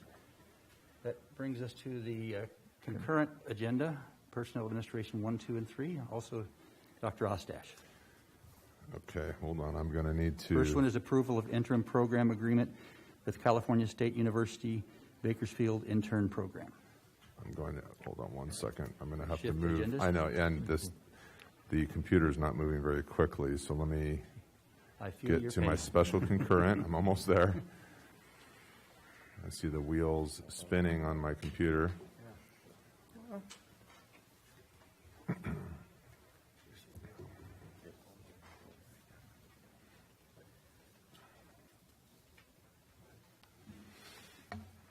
Okay, so while my wheel is spinning and I'm waiting for the content, I can describe that in 2.1, when some of our teacher interns, as they're, yeah, thanks, Diane, because I don't know if it's going to actually work. Thank you. Okay. So the district periodically enters into an agreement with a university to provide fieldwork experience to students enrolled in teacher intern programs. Again, that goes back to the previous item we just approved. Each teacher has to select a program to complete. A fieldwork agreement with the California State University Bakersfield intern program is being submitted for approval. There's no financial implication, and I recommend that the board approve the student teaching agreement with California State University Bakersfield intern program as presented. Move recommended action. Second. Been moved and seconded. Any questions or comments by board members? I would just say that given the thing we just approved prior to this, it's good that we're finding agreements to be able to support these teachers that need that training to get their full certification. Absolutely. And we have a number of agreements because teachers obviously select different programs, some public schools, some private schools. So we have to keep them current. Yeah. And I think it speaks also to what we talked about earlier about what kinds of efforts have to be put in place to get the positions filled that we need to fill to give our students what they need. It's not like it just happens automatically. No, it's a little bit of a complicated road, and we're very grateful for our teachers who are going through that process. It takes a lot of investment, both financial and time and effort. Any other questions or comments from our board members? Any other questions or comments from members of the public? If not, we'll call for the vote. Mr. Johnson? Aye. Dr. Aye. Aye. Mr. Scott? Aye. Mr. Rockwell? Aye. Can I vote twice like Tim? I would say only if you're remote, but I'm really tired of that now. And myself, aye. It makes it unanimous, +1, I think. All right, then item 2, waiver request enabling the district to assign individuals in certificated positions without appropriate credentials. Dr. Ostash. Approval of the governing board is required when a district is filing for a variable term waiver, a provisional internship permit, or a short-term staff permit, same 3 that we've talked about previously, in order to assign an individual who is not appropriately credentialed for his or her assignment. Approval is requested for the district to submit requests to the Commission on Teacher Credentialing for a variable term waiver, a provisional intern permit, or a short-term staff permit in order that the district may assign the following individual for the 21-22 school year. You could see the name and places included there, no financial implication. I recommend that the board approve the submission of requests for these permits in order that the above named individual may be assigned in the designated position for the 21-22 school year. Move the recommended action. Second. It's been moved and seconded. Any questions or comments from board members? Any questions or comments from members of the public? Hearing none, we'll call for the vote. Mr. Johnson? Aye. Dr. Houck? Aye. Mr. Scott? Aye. Mr. Rockwell? Aye. Myself, aye. It is unanimous. That brings us to item 3, approval of clinical practice agreement with California State University, Bakersfield. And Diane, can you help me with this? I'm not seeing it in here. My computer's still giving me the wheel of, you know what? Maybe it's right here. Okay. And again, these are all very similar. District periodically enters into an agreement with the university to provide teaching experience through clinical practice teaching to teacher candidates enrolled in teacher training curricula. A clinical practice agreement with Cal State University Bakersfield is being submitted for approval. There's no financial implication, and I recommend the board approve the clinical practice agreement with Cal State Bakersfield as presented. Move recommended action. Move recommended action. I got it first. Yeah. We'll call yours a second. Mr. Johnson? Any questions or comments on this item? Any questions or comments, members of the public? If not, we'll call for the vote. Mr. Johnson? Aye. Dr. Houck? Aye. Mr. Scott? Aye. Mr. Rockwell? Aye. Myself, aye. It is unanimous.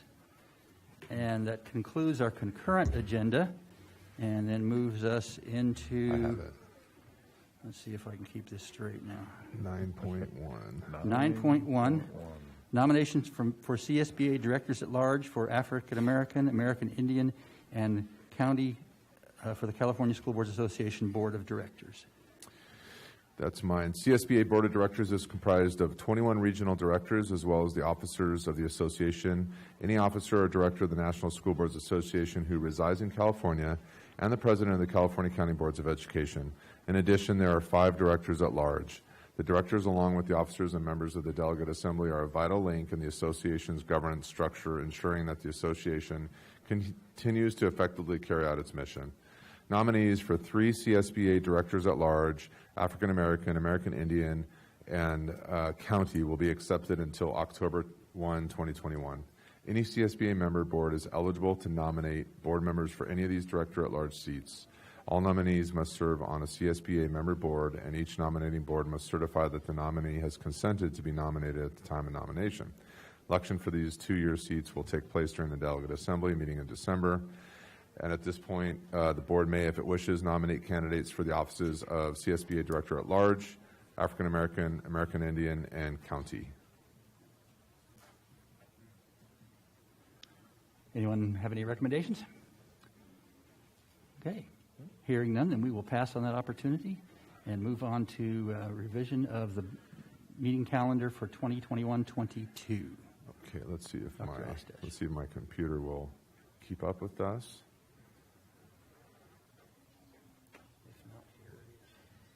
I got it. On April 15, 2021, the board approved the regular board meeting calendar for this 21-22 school year. The current 21-22 regular board meeting schedule shows that the board is scheduled to conduct a regular board meeting on October 21, 2021. It has become necessary to revise this schedule and hold the October meeting on October 14 instead, October 14, 2021. No financial implication, and I recommend that the board revise the 21-22 regular board meeting calendar in order to conduct a regular meeting in October on October 14, 2021. Move the recommended action. Second. It's been moved and seconded. Any questions or comments from board members? Any questions or comments from members of the public? Hearing none, we will take a vote. Mr. Johnson? Aye. Dr. Houck? Aye. Mr. Scott? Aye. Mr. Rockwell? Aye. Myself, aye. It is unanimous. That brings us to item 10, Construction Administration Report to the Board on construction activities and issues. Mr. Coit.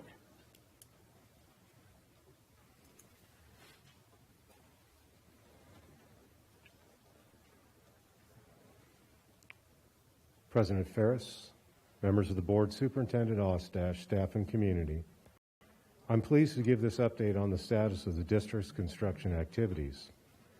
This report is presented for informational purposes only, and no action is required. At the Sierra Vista Center, the earthquake repairs at the Sierra Vista Center are scheduled to be completed next week, pending a final punch walk and approval by the Kern County Building Inspector.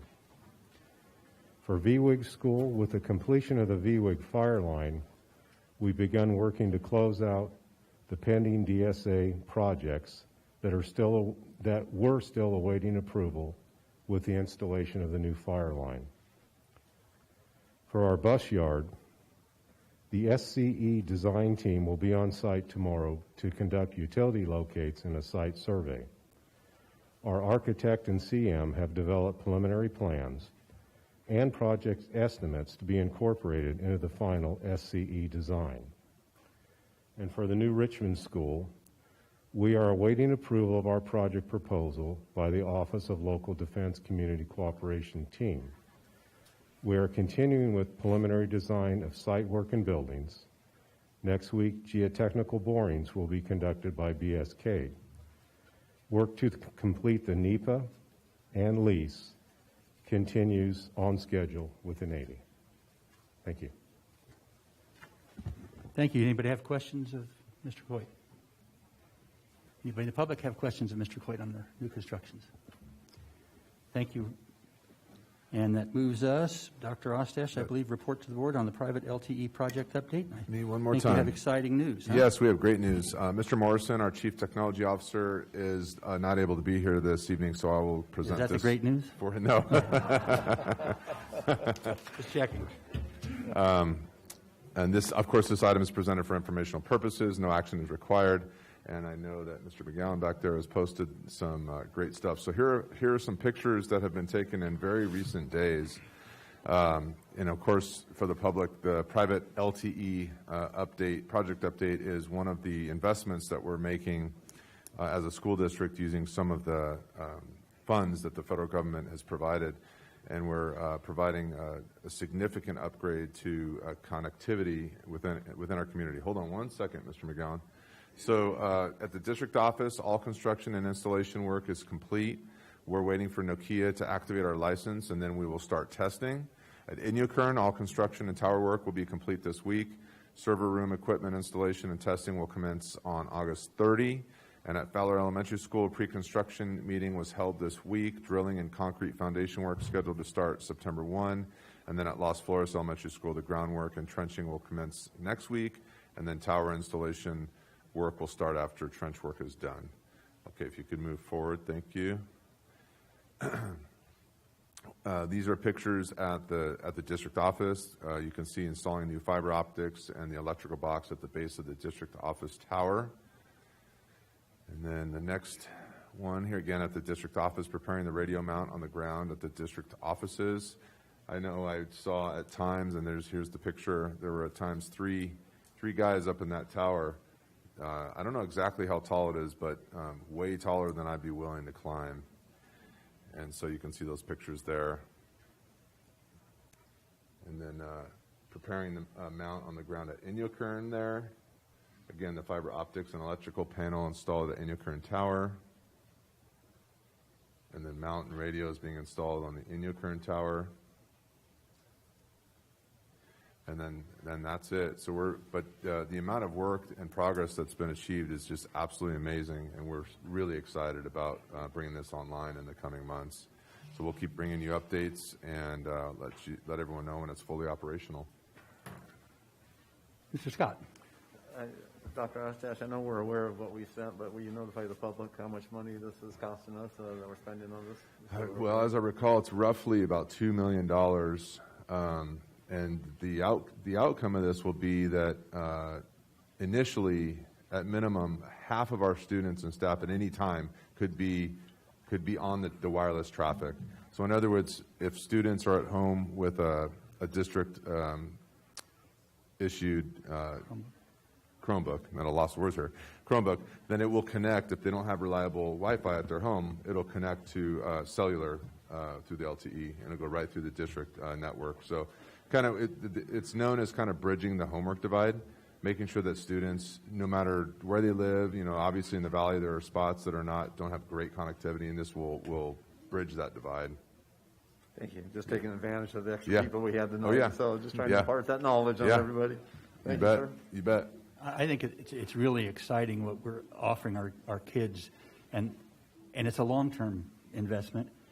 And, we went through some really trying times, and I just want to compliment the district on the kind of approach that has been taken to all this additional dollars that have come into our district to very wisely invest in long-term solutions that will benefit our kids for years to come. I know getting through the crisis was hard, and there are some districts that I've talked to that spent all their money just getting through the crisis. And I believe that we really have to recognize what was done in our district to take a longer-term look at what kind of investments we can make like this that will provide for our kids for a long time an advantage over other communities because they will be able to bridge that divide. And I just can't say enough about how strong that kind of planning is, and how it sets our district up in the future to be much healthier. When other districts are going to be scrambling to do this, we've already done it because we saw the opportunity, and some people worked very hard to make it happen. So I just think it's important, folks, that you understand that kind of thing that's going on in this district, because it's very meaningful for your students, very meaningful for your students. Thank you, Dr. Ostash. Thank you. That brings us to business administration. Mrs. Smith, approval to enter into an agreement with the Parker and Covert for bond counsel services. Good evening, President Ferris, members of the board, Superintendent Ostash, community, and staff. There's a typo on this. That should be 2006, not 2017. So in 2006, the district placed a bond measure on the ballot, and at that time, the district issued an RFP, or request for proposal, for bond counsel for that measure. We received 6 proposals and selected Parker and Covert as the firm that best met the requirements of the district. The district is now considering placing a bond measure on the June 2022 ballot and would require bond counsel services. The district has the choice of issuing a new RFP and evaluating responsive firms, or resuming its previous relationship with Parker and Covert. The district has been satisfied with the services it has received from Parker and Covert and has no reason to seek alternate counsel. The district requested and received a proposal from Parker and Covert for bond counsel services. The services for the election and the first series of bonds would be $32,000. Expenses associated with financing not to exceed $800. Subsequent series of bonds, if we were to sell subsequent series, would be $17,000. And expenses associated with that financing would be not to exceed $400. This compensation would only be contingent upon the passage of a measure, if we did put a bond on the measure, and the issuance and delivery of bonds, and shall be payable solely from the proceeds of a successful election and upon issuance of those bonds. It is the superintendent's recommendation that the district enter into an agreement with Parker and Covert as bond counsel for a June 2022 bond measure if we proceed. Move recommended action. Second. Been moved and seconded. Any questions or comments from board members? Any questions or comments from members of the public? Hearing none, we'll call for the vote. Mr. Johnson? Aye. Dr. Houck? Aye. Mr. Rockwell? Aye. Mr. Scott? Aye. Myself, aye. It is unanimous. Brings us to item 2, approval to enter into an agreement with EMC Research for public opinion survey. Ms. Smith. So a bond measure is one way that a school district can fund significant facilities projects. To assess the level of community support for a bond measure, districts often hire independent consultants to conduct public opinion surveys. In 2019, the district considered putting a bond measure on the November 2020 election ballot. At that time, we issued an RFP for a public opinion survey. There were 3 proposals received, and those proposals were evaluated, ranked, and interviews conducted. At that time, we selected EMC Research as the firm that best met the district's requirements. EMC Research conducted a public opinion survey for the district in January of 2020, and ultimately the district decided not to pursue a bond measure at that time. The district is now considering putting a bond measure on the ballot in June 2022. The district has the choice of issuing a new RFP or continuing our relationship with EMC Research. The district requested and received a proposal from EMC Research for a public opinion survey to be conducted in the October-November 2021 timeframe. They will provide the following services under this agreement: design a survey questionnaire with the district team, collect survey data through telephone and web-based surveys, tabulate, code, clean, and weight the survey data, and perform in-depth analysis, produce cross-tabulations of voter responses based on the key demographic information, prepare detailed reports and recommendations, and present those results and analysis to the board and be available for consultation. The cost for these services will be $31,500, and funding would come from Fund 25 developers' fees. It is the superintendent's recommendation that the district enter into an agreement with EMC Research for a public opinion survey. Move recommended action. Second. It's been moved and seconded. Any questions or comments from board members? Any questions or comments from members of the public or staff? We'll call for the vote. Mr. Johnson? Aye. Dr. Houck? Aye. Mr. Scott? Aye. Mr. Rockwell? Aye. Myself, aye. It's unanimous. Brings us to item 3, adoption of Resolution 01-2122 to approve an agreement with Creative Bus Sales for 2 diesel buses pursuant to the South County Support Services Agency bid number 1819-SC1101D contract. That's a mouthful. So the district routinely transports students several hundred miles to participate in athletic events and/or field trips.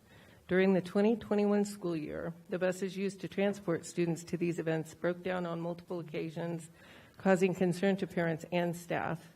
The district feels that it is important to ensure that students have safe, reliable means of travel when traveling out of town.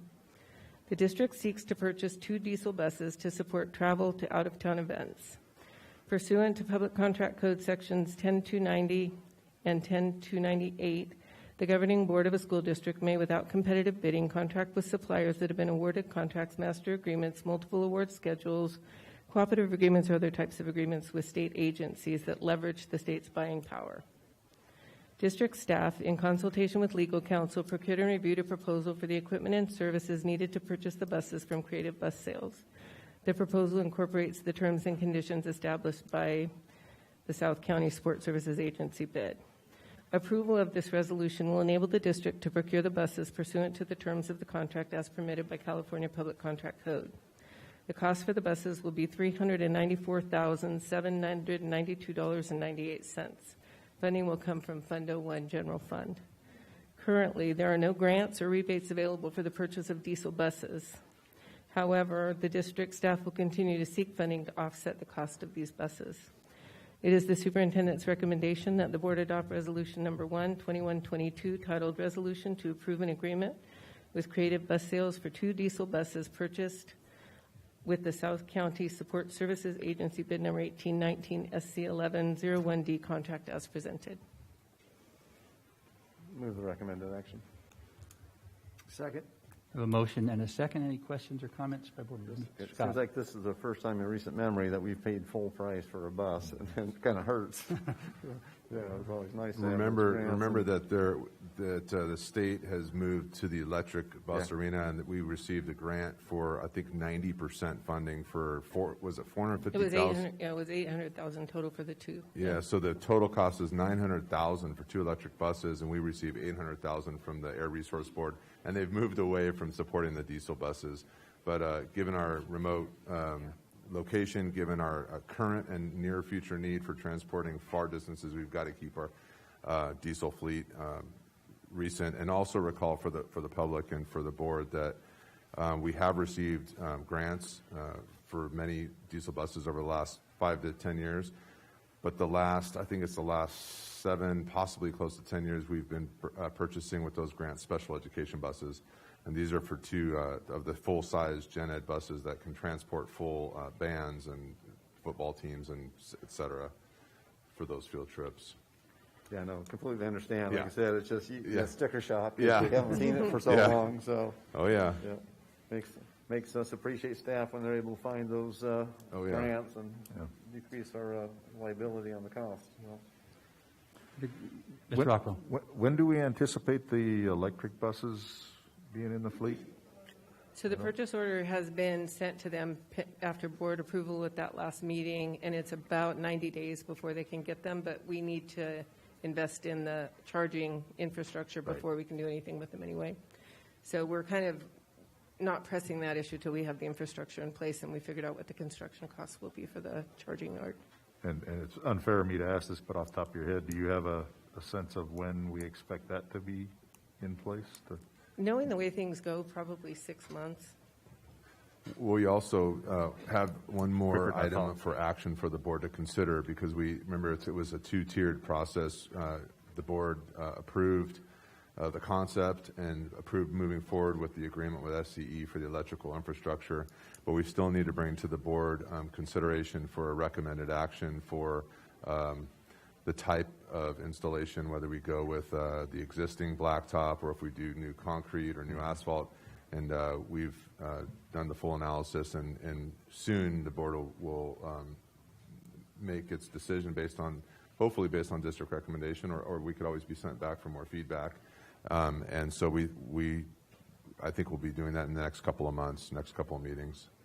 So we'll circle back, pull it all together, and we'll move forward properly. Thank you for that update. Any other questions or comments on this item? I have one, Bill. Yes, Mr. Johnson. I just want to say thanks again for adding air conditioning to these buses. I know for years and years we had no air conditioning, but the last probably 10 buses we bought have been air conditioned, so I thank the staff for doing that. And we did confirm that the electric buses all have air conditioning. All right. Any other questions from board members? Comments? Any questions or comments from members of the public? If not, we'll call for the vote. Mr. Johnson? Aye. Dr. Houck? Aye. Mr. Scott? Aye. Mr. Rockwell? Aye. Myself, aye. It is unanimous. That brings us to item 4, approval of contract with Sun Wireless to upgrade the district microwave network backhaul infrastructure.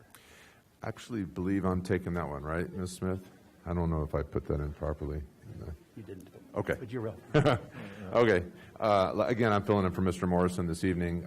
In 2007, the Sierra Sands Board of Education approved a contract with Sun Wireless to upgrade the existing, at that time, the existing microwave backhaul infrastructure to a more robust and scalable solution than what was previously in place.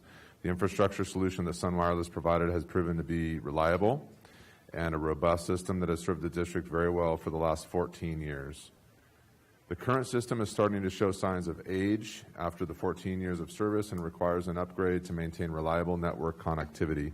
Although we no longer use this system as our primary network connection between sites, it still serves the district as a backup solution in the event that our primary fiber connection goes down. And we know through experience that it's not often, but occasionally that connection does go down. With the amount of online curriculum and activities we utilize in today's modern classroom, network and internet connectivity obviously are vital, and redundancy in all areas of the network is essential to maintain normal operations. The National Association of State Procurement Officials, NASPO, contract to purchase and install the necessary equipment to upgrade the microwave backhaul infrastructure with Sun Wireless is $305,000, $796.83. I recommend that the board approve this NASPO contract with Sun Wireless to upgrade the microwave backhaul infrastructure as presented. Move recommended action. Second. It's been moved and seconded. Any questions or comments by board members? I have one question. Okay, go ahead, Tim. Yeah, the question I have is, this gets us our connectivity over to the Kern County office, correct, over the mountain? I'm thinking out loud here. I am not sure. Mr. McGowan, I know you would be able to answer this question.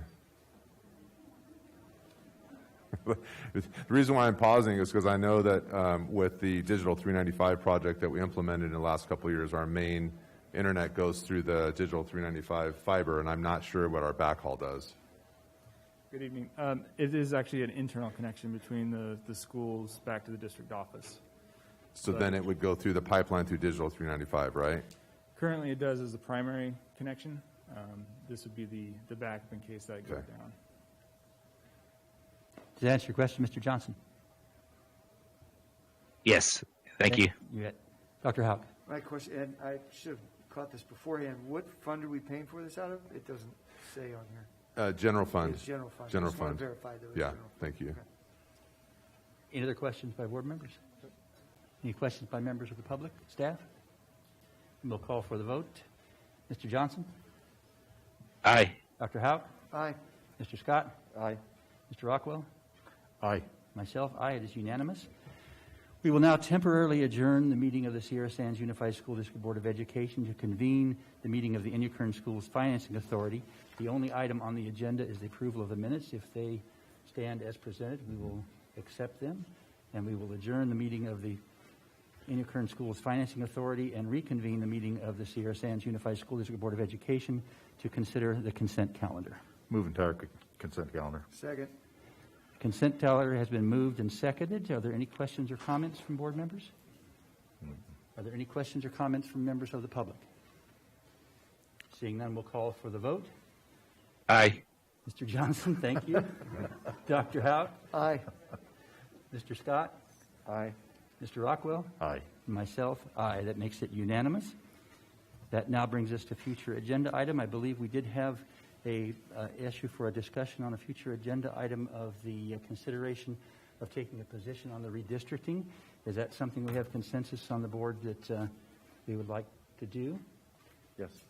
Okay. I think so. And could you remind me, Tim, I didn't hear from you. Are you have consensus on that? What was the time Yes. frame on that that we would need to be timely in this discussion? That's a great question. I believe the sooner the better, because what I have here is the timeline from We Draw the Lines handout that I got from Dave Janis, and on August 31st, the census data is expected to the commission. Actually, that came out sooner, and they say September through October are the line drawing sessions. For input. And so Okay. if it's all right with the board, I believe I could have something in place for that September 1 special board meeting. Do we have consensus that would be Sounds okay? necessary. Yeah. Sound like a full meeting there? Yeah. Okay. I do believe we've also had a request from the public to put something on the agenda regarding, and the public does have the authority to ask for a discussion item on the agenda. So if we could look at the future agendas and see one that would have room for that discussion and see that gets calendared, that would be helpful as well. I'd be happy to do that. Okay. Okay. We have now reached the end of our regularly scheduled meeting. I appreciate you folks waiting so that you can share with us your thoughts and ideas. I also want to compliment you on how well-mannered and let us get through that. I know it was exciting and you were sitting on the edge of your seat the entire moment that you were here. And we want to invite any of you who haven't already spoken up to the microphone to share your thoughts and ideas. I would like to share that we absolutely invite your passion. We invite your emotion. We know this is important. But we do ask that this be a civil and respectful discussion. I believe we can get a lot farther as a community if those are elements we include in that discussion. So thank you very much for that in advance. And we will let you go till the cows come home. Same guidelines. The same guidelines of 3 minutes per speaker. Please introduce yourself at the microphone.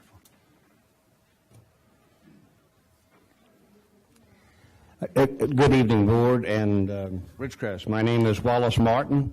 My address is on file, and I'm a proud member of the We the People of Ridgecrest organization, and I was the former vice mayor of Ridgecrest. My message today is in support of all of the teachers and the college students who are now faced with a horrific decision to accept a mandated, non-FDA approved experimental chemical injection into their bodies, or lose their jobs or their ability to go back to school. This is a massive state overreach, and it's horrendous. Understanding the politics of everything, I understand your limitations, but you are our local representatives in this particular matter, and the point was made earlier about we've got the unions directing their thing, but then the public and the parents oftentimes get left out of that. I think it's very important that y'all recognize that tremendous point. Some say this is not being forced. But I say that if anyone is going to lose their jobs and the ability to feed their families by not conceding, or their entire college program and career development is being mandated, this is force, plain, pure, and simple. It's being forced. And while it's true, half of the population is refusing to take this shot, especially doctors and nurses and EMTs and others in the medical field. The reason is simple. Many have taken the time to check the official government websites, as well as the official warnings on the vaccine themselves, as well as studies by renowned physicians and researchers worldwide, very renowned universities. However, the most important data that they have is eyewitness actual patient side effects that they see in front of them every single day. So, the upcoming mandated COVID shot, according to the official CDC, not Inquirer, the CDC, and the FDA websites the shot can in fact be deadly. The latest statistics from VAERS, this is our official vaccine adverse effects recording system through August the 8th, latest report. There have been more than 570,000 reports through July the 30th, including more than 12,000 deaths, 51,000 hospitalization, 16,000 permanently disabled, 4,000 Bell palsy, and 6,000 heart attacks. And even more alarming is the fact that the CDC VAERS have stated in the past, and I think now, that regarding vaccine-related side effects, less than 1% of adverse are even reported. Now, at first glance, this seems like just a quick statement. Well, okay, let's move on. But what this really means is that 99% of deaths and injuries are not even reported. If we use the math, this little 1% quick statement really means that the actual number of deaths is not 12,000. We add 2 zeros, and it's 1,200,000. And many other agencies say that this is 6 to 10% or not. I don't think this has been 3 minutes. Yes. I really don't. Yeah, the FDA site itself states death as a possible side effect. So at this point, I'm asking the board to very seriously consider not making this a mandate, allowing the teachers and the students have their own choice. And a 10th grader told me today when I picked him up from school. Mr. Martin, please. Right, wrap up. Thank you. Okay. Everybody else is stuck to it. Thanks.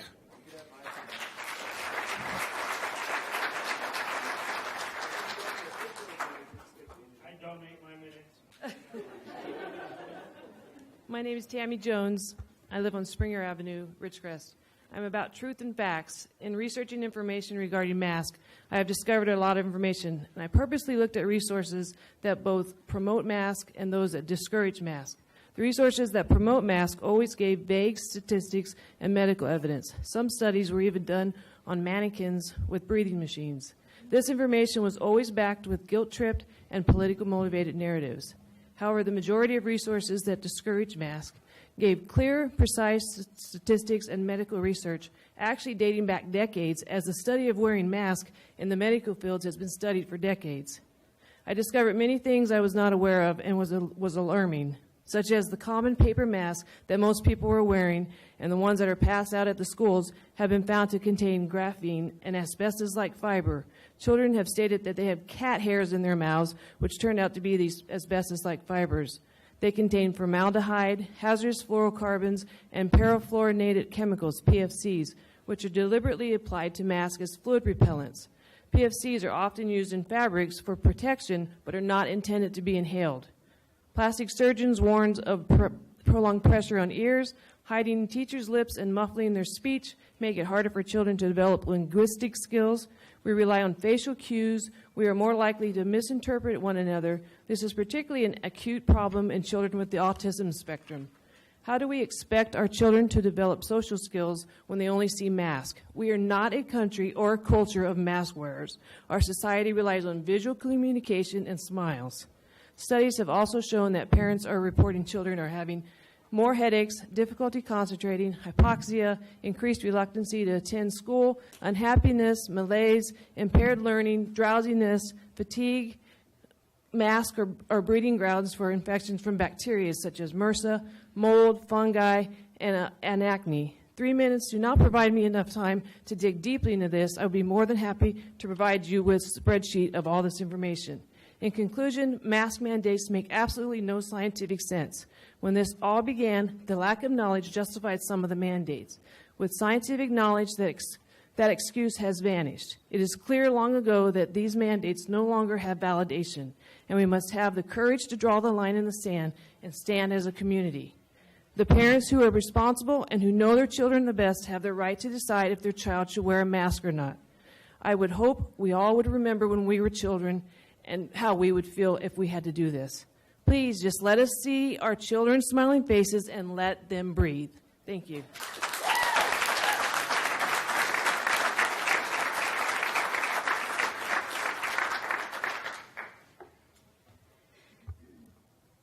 Dr. Ostash, the board, community, I was not prepared for this.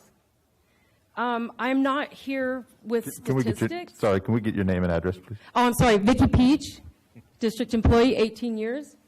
I drive a germ capsule. Okay, not really. If I didn't like my job, I wouldn't do it. I love driving and I love the kids. Also a foster parent, 15 years. I've raised 19 kids. Yes. Like I said, I was not prepared for this. I want to share with you guys and the board not only these masks. I bought 2 thermometers to put on my school bus.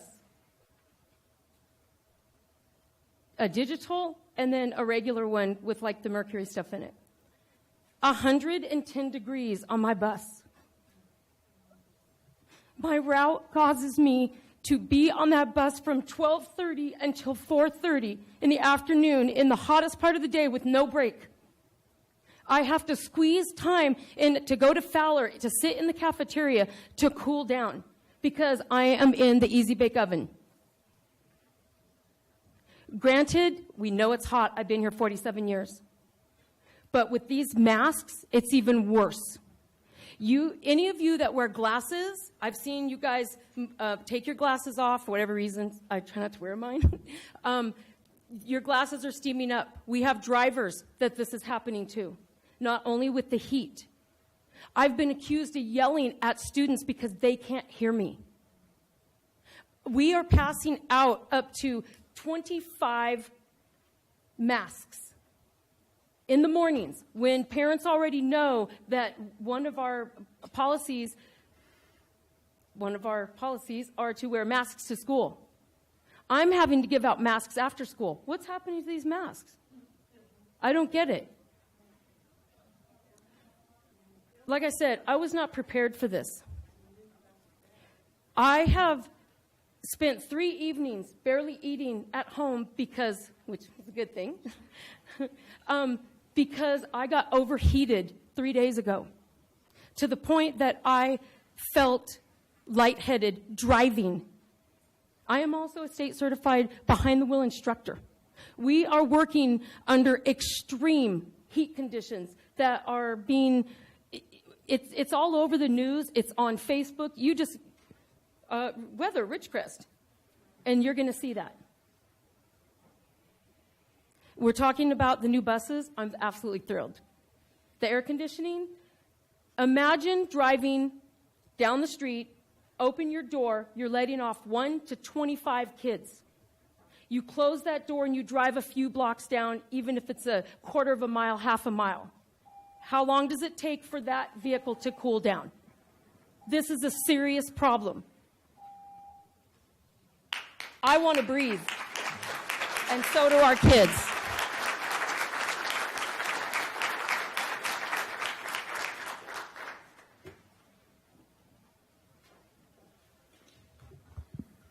Superintendent Ostash, President Ferris, board, community.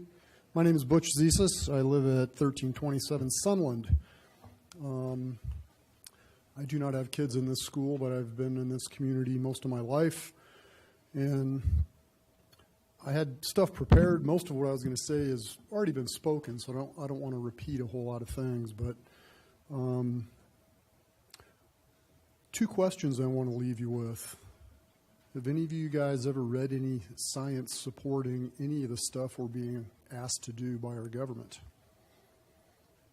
Can you come up with any scientific studies, random controlled trial studies, that masks are a benefit to prevent any infectious disease. If you can, I'd like to see them. I would like you to ask whoever you guys are getting your mandate information from. Is it the California State School District, whatever that agency is? If we're going to be following or asked to follow this stuff, we need to ask them to produce science, real science, that shows the benefit of this. Not the science that mainstream media is saying daily on the news, trust the science, trust the science, trust the science. I have yet to see it.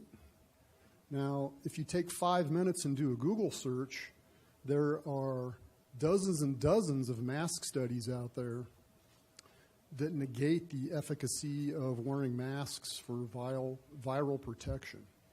It's all over out there. Studies by major universities, not only here in the States, but worldwide. Second thing on masks that wasn't mentioned is there's probably not a person in this room that wears their mask properly.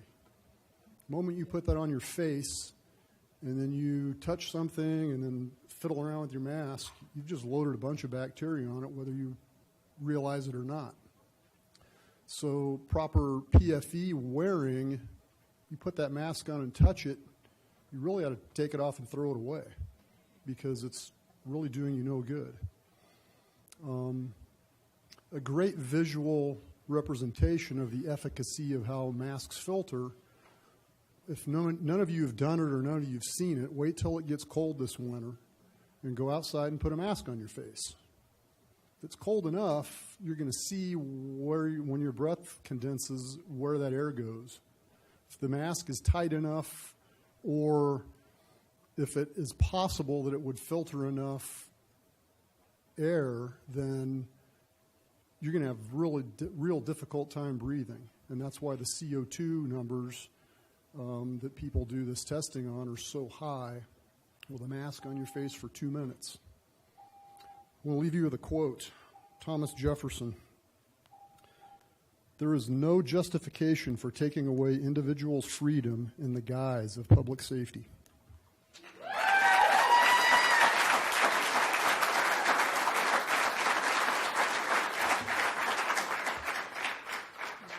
To that tall. And I'm an educator, so I came with props. My name is Emily Slatkovsky, 901 Carolyn Street. I'm a speech-language pathologist for Sierra Sands. This is my 6th year.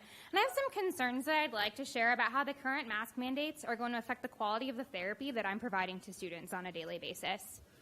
The students I work with all qualify for individualized, specially designed services that require unique interventions for them to successfully access their general education curriculum as their peers do. Many of the students I work with struggle with articulation, meaning that they have difficulty producing age-appropriate speech sounds correctly. The current guidelines require that all students and staff wear masks indoors. My mask covers my face. It removes any chance the child has of getting a visual model of the sounds they're already struggling to produce. The alternate option I've been given so far is a face shield, which technically should have a drape. Here are the 2 face shields I've been provided so far by the district. This one with a drape has been cleaned a few times and is covered in scratches, making it difficult to see through, and has a really sweet glare. The second one without a drape is brand new. At best, I have a good visual of the student's mouth while they're wearing it, but all that I can see is the glare of my own equally glared reflection. While these are both better than a mask, often for students that require my services, a visual model of the sound they cannot produce spontaneously is not enough, at least initially.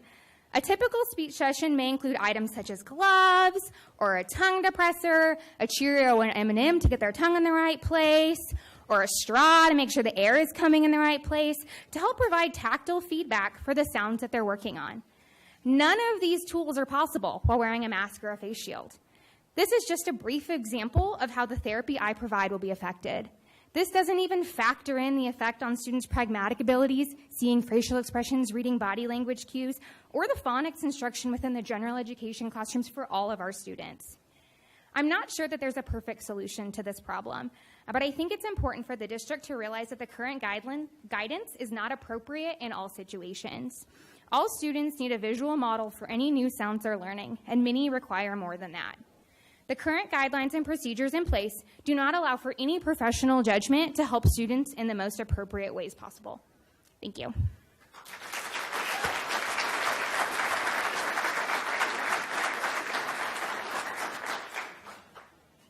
Ross Menzel, 812 East Dolphin. Superintendent, President, members of the board, thank you for your time this evening. I don't have statistics, I don't have chemicals, I don't have anything like that. I have a story to tell you, though, about what happened in this room several years ago when the issue of the casino came up. Now, I'm not here to bring that up, but there were many members of the community that came out in for the casino and came out in against the casino. I was actually against the casino. But we had a room like we have here tonight, and lots of people wanted to talk. And so about 10:45 that night, they said, we're going to take a break, and we'll reconvene in about 15 minutes. Well, it's 11 o'clock almost. My bedtime's 9. I've got to go to bed. So I just thought, you know what? I know a couple of the board members or the city council members. I'm going to just go up, share with them so I'm not taking up everybody else's precious time, and share with them my concerns. So I went up to them during the intermission, shared my concerns with them. I said, I've got lots of statistics, and everybody else has had all these statistics, and this is bad news, and, all that. And the two council members told me that night, they said, what are we supposed to do with the land? They didn't say, well, we need to take into consideration what everybody's feelings are because we're your elected officials. They said, what are we supposed to do with the land?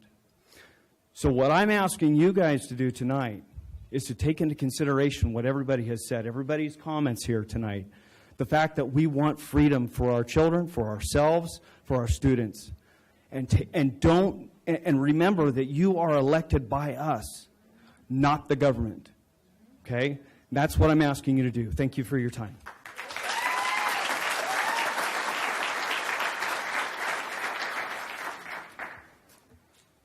My name is Juliet Villegas. I live at 313 Nadu. I don't have a lot to say tonight. I have to say that I'm a Ridgecrest citizen, born and raised. I've lived here my whole life. I used to want to be a teacher for this school district. I wanted to teach in a school and be able to reach out to children and give them an opportunity that maybe they wouldn't have gotten somewhere else. With everything that's happening now, I no longer wish to be a teacher for this district. I would not want to work for a district that takes away medical freedom, and I feel like I'm not the only one. If it continues like this, there won't be enough teachers for the next generation. I feel like the board has been given an option that has community backing, and that all you need is a little bit of backbone and courage to follow through with it. Thank you.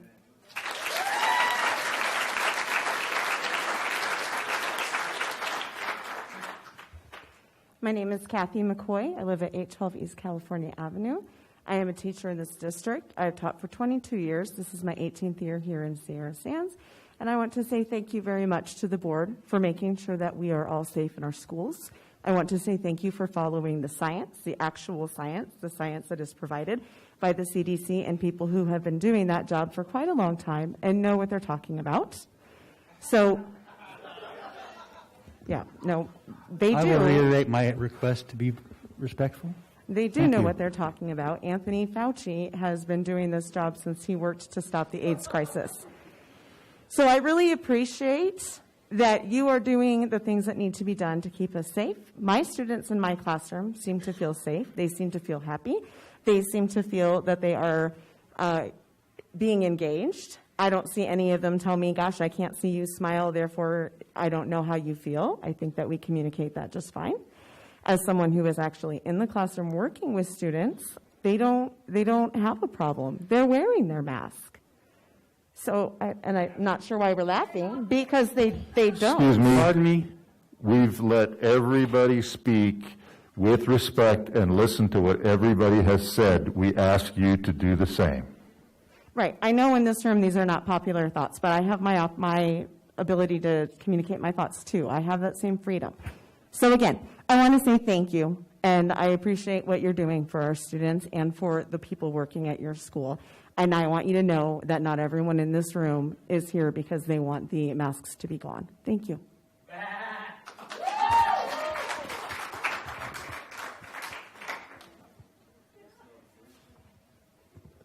Hello. Just one moment.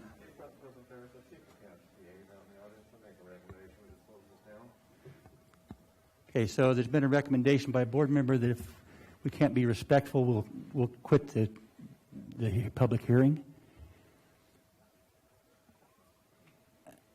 I'd really like to hear everyone's comments. And if you have comments, I've asked that you come up to the podium and make them. Shouts from the audience are not appropriate. They are not respectful. We have said very clearly that we are here to listen to everyone. And if you want to get up and make whatever animal noises you want to from the podium, we'll make sure everybody in TV land can see how ridiculous you are. Please, treat everyone with respect. That's the way this country operates. Go ahead, thank you. My name is Beth Schweitzer, and I live at 117 West Rancho del Cerro. I have 4 school-age children, and I do homeschool them. But I was a public school teacher here at Murray before I started my family, and so I've been in both environments. And I wasn't prepared to speak tonight. I don't have any facts to present to you, but I want to appeal to your emotions. I experienced tonight that it was very difficult to understand what all of you were saying with your masks on. And I'm just thinking of the children. That's what we're here for, is the children in the classrooms. And I can imagine having a spelling test given by a teacher that I can't understand what they're saying. And I know my anxiety would hit the roof just for that alone. And I know that there are children that come from abusive homes, and you as a teacher might be the only positive part of their day, and they might not be getting a smile from one person. And that it's just horrible for me to think that could be happening in our classrooms. And as a teacher, you could be their advocate, and if you can't see their facial expressions, yes, I know we speak with our eyes too, but sometimes I can't tell if somebody wants to hurt me or if they're glad to see me because I can't see their mouth. And I want to say, you know what? If it's on your conscience to wear a mask and you believe that they're helping you, go for it. We're not saying we don't want people to wear masks. We're just saying that we want the choice to wear them or not, and not to be forced and forcing on our young children to wear a mask, to feel uncomfortable, to feel like that when they go to school, they have to do this thing or they're going to get in a lot of trouble.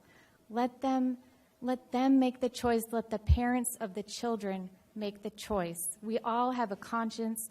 Let's be led by it. And for me, I don't want to mask my children. And maybe you do, and you should have the freedom to do that. But please consider that. Thank you.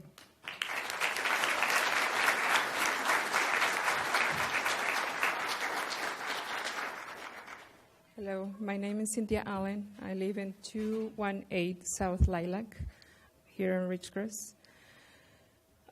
We've been talking about, the time is now running. We've been talking about numbers, right? And we're trusting in the CDC, and we're trusting to know the facts and everything, but I would like to know, when was your last cholesterol? When was your last colonoscopy? Because according to the CDC, the number one cause from 2020 is colon cancer and heart disease. All until the end is all respiratory infections and all that. So I don't know how to trust the numbers that Mr. Ostash say about how happy he saw the people and the welcoming and all of that. I don't know the facts. I don't know the numbers. I haven't talked to the people out there in the schools because thanks to you, thanks to your decisions, I make my choices to take and pull my kids out of school. So thank you for ruining my life. And thank you because I realized that I can do this. And I don't have to mandate my kids to enforce your tactics or be grateful because we have a government to say what to do and what not to do. And it was a good thing to talk to one of your members. And he say, sadly, I am a part of the board member, but I don't have anything to say, or I don't have the power that you want me to have to decide or not to implement the rules, to implement the mandates, and all of that. I'm just following what my boss say. For some reason, you are sitting in those chairs, and I think you have the power to say something, to do something, and obviously to support this community that is trusting you, that is trusting that you're going to have the mind. I mean, we have a doctorate, we have somebody in the police enforcement, we have, I don't know your background exactly, but I know you have what it takes to support our decisions.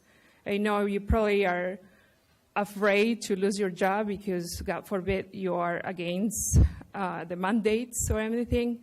I'm scared to death that if my husband loses his job, we're going to lose our home and everything because you're mandating a vaccine, you're mandating a screen, and everything else. So I know you got the point. I know you are smart enough, and I hope you sleep well tonight after hearing us, because you really need to make a choice, and it's all in your hands. I'm just saying, please have the thoughts in your mind, and please make the right choice.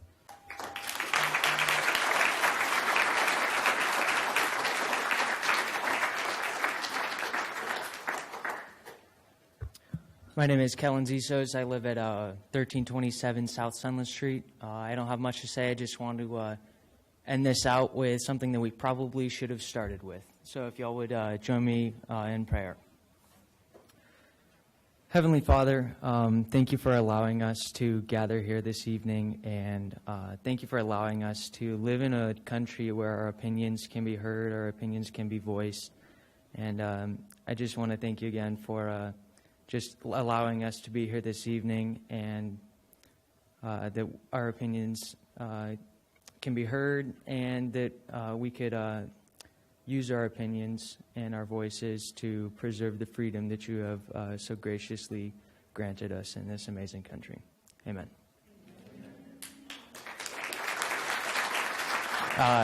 And I'd just like to thank you guys for that as well, for allowing the public to be here and voice our opinions.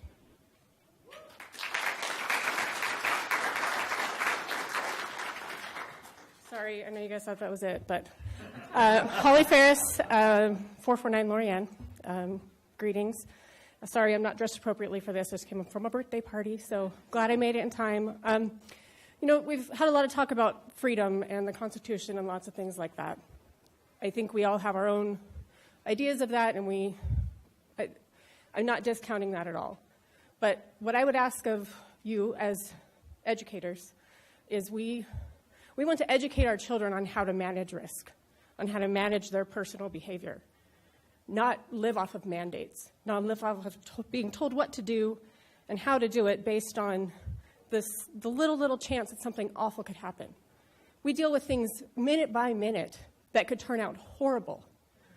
But the worst thing in the world for me would be to get one of my kids locked in a bedroom because they might fall outside, they might get in a car accident, pull them off the football team because they could get a concussion. There are so many bad things that could happen out there. And mandating them to do one thing to manage this teeny tiny risk just teaches them to live out of such fear. And I believe that that's heartbreaking. And I would really like to see, as was said earlier in the night, you guys to stand up for that. As my sister pointed out earlier tonight, way back when I felt like our district was wonderful at that. Maverick is the word that comes to mind. We stood up for things that we believed in and that mattered. And right now I don't see any of that. I respect all of you. I know most of you personally and have for a long time. But this has been very disappointing to see. So I ask that you step up and make some stands that won't be popular, but you have a lot of support in doing that. So thank you.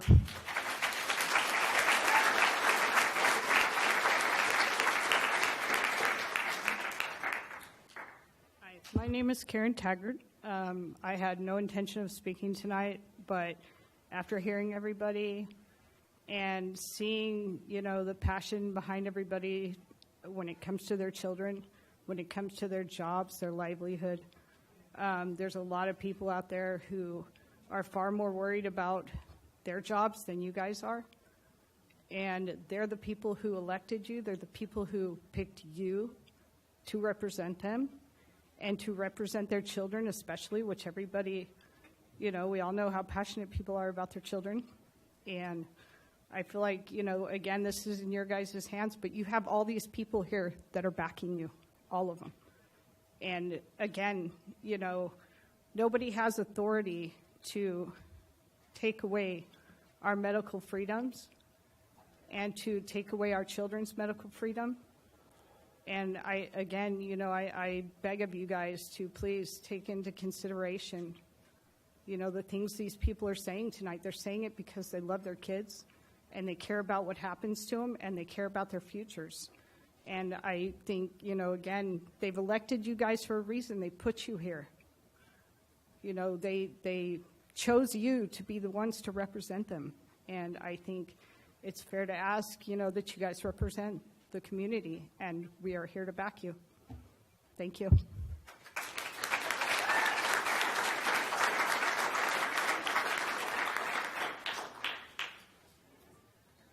Hi, my name is Ben Spurbeck. I live down the street. Am I allowed to ask you guys any questions? And this is a time for public comment. If there's specific questions you need information with, staff will give you that information. So I guess what I want to say is if you guys, I assume by wearing masks right now, that it's a choice that you want and that you're making because you feel safe, and out of weighing all the facts of everything that you want to wear the masks. And I just want to ask you, what if you were told or mandated that you can't wear them? And you're, now what you want to do based off of the facts that based off of the fears that you have, based off of all the information, you're mandated and you're not allowed to wear it. It's just the opposite point of view that I'd like everyone to think about. I really would like to ask if you guys are wearing the masks because you're told to, or because you actually feel that they are doing you a service of protection or whatever. Feel free to answer. We can break the rules a little bit, right?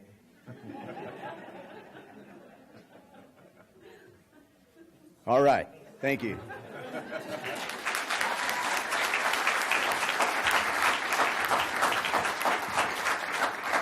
I don't want to miss anyone. Was there anyone else that wanted to speak this evening? Can I say one more thing really fast,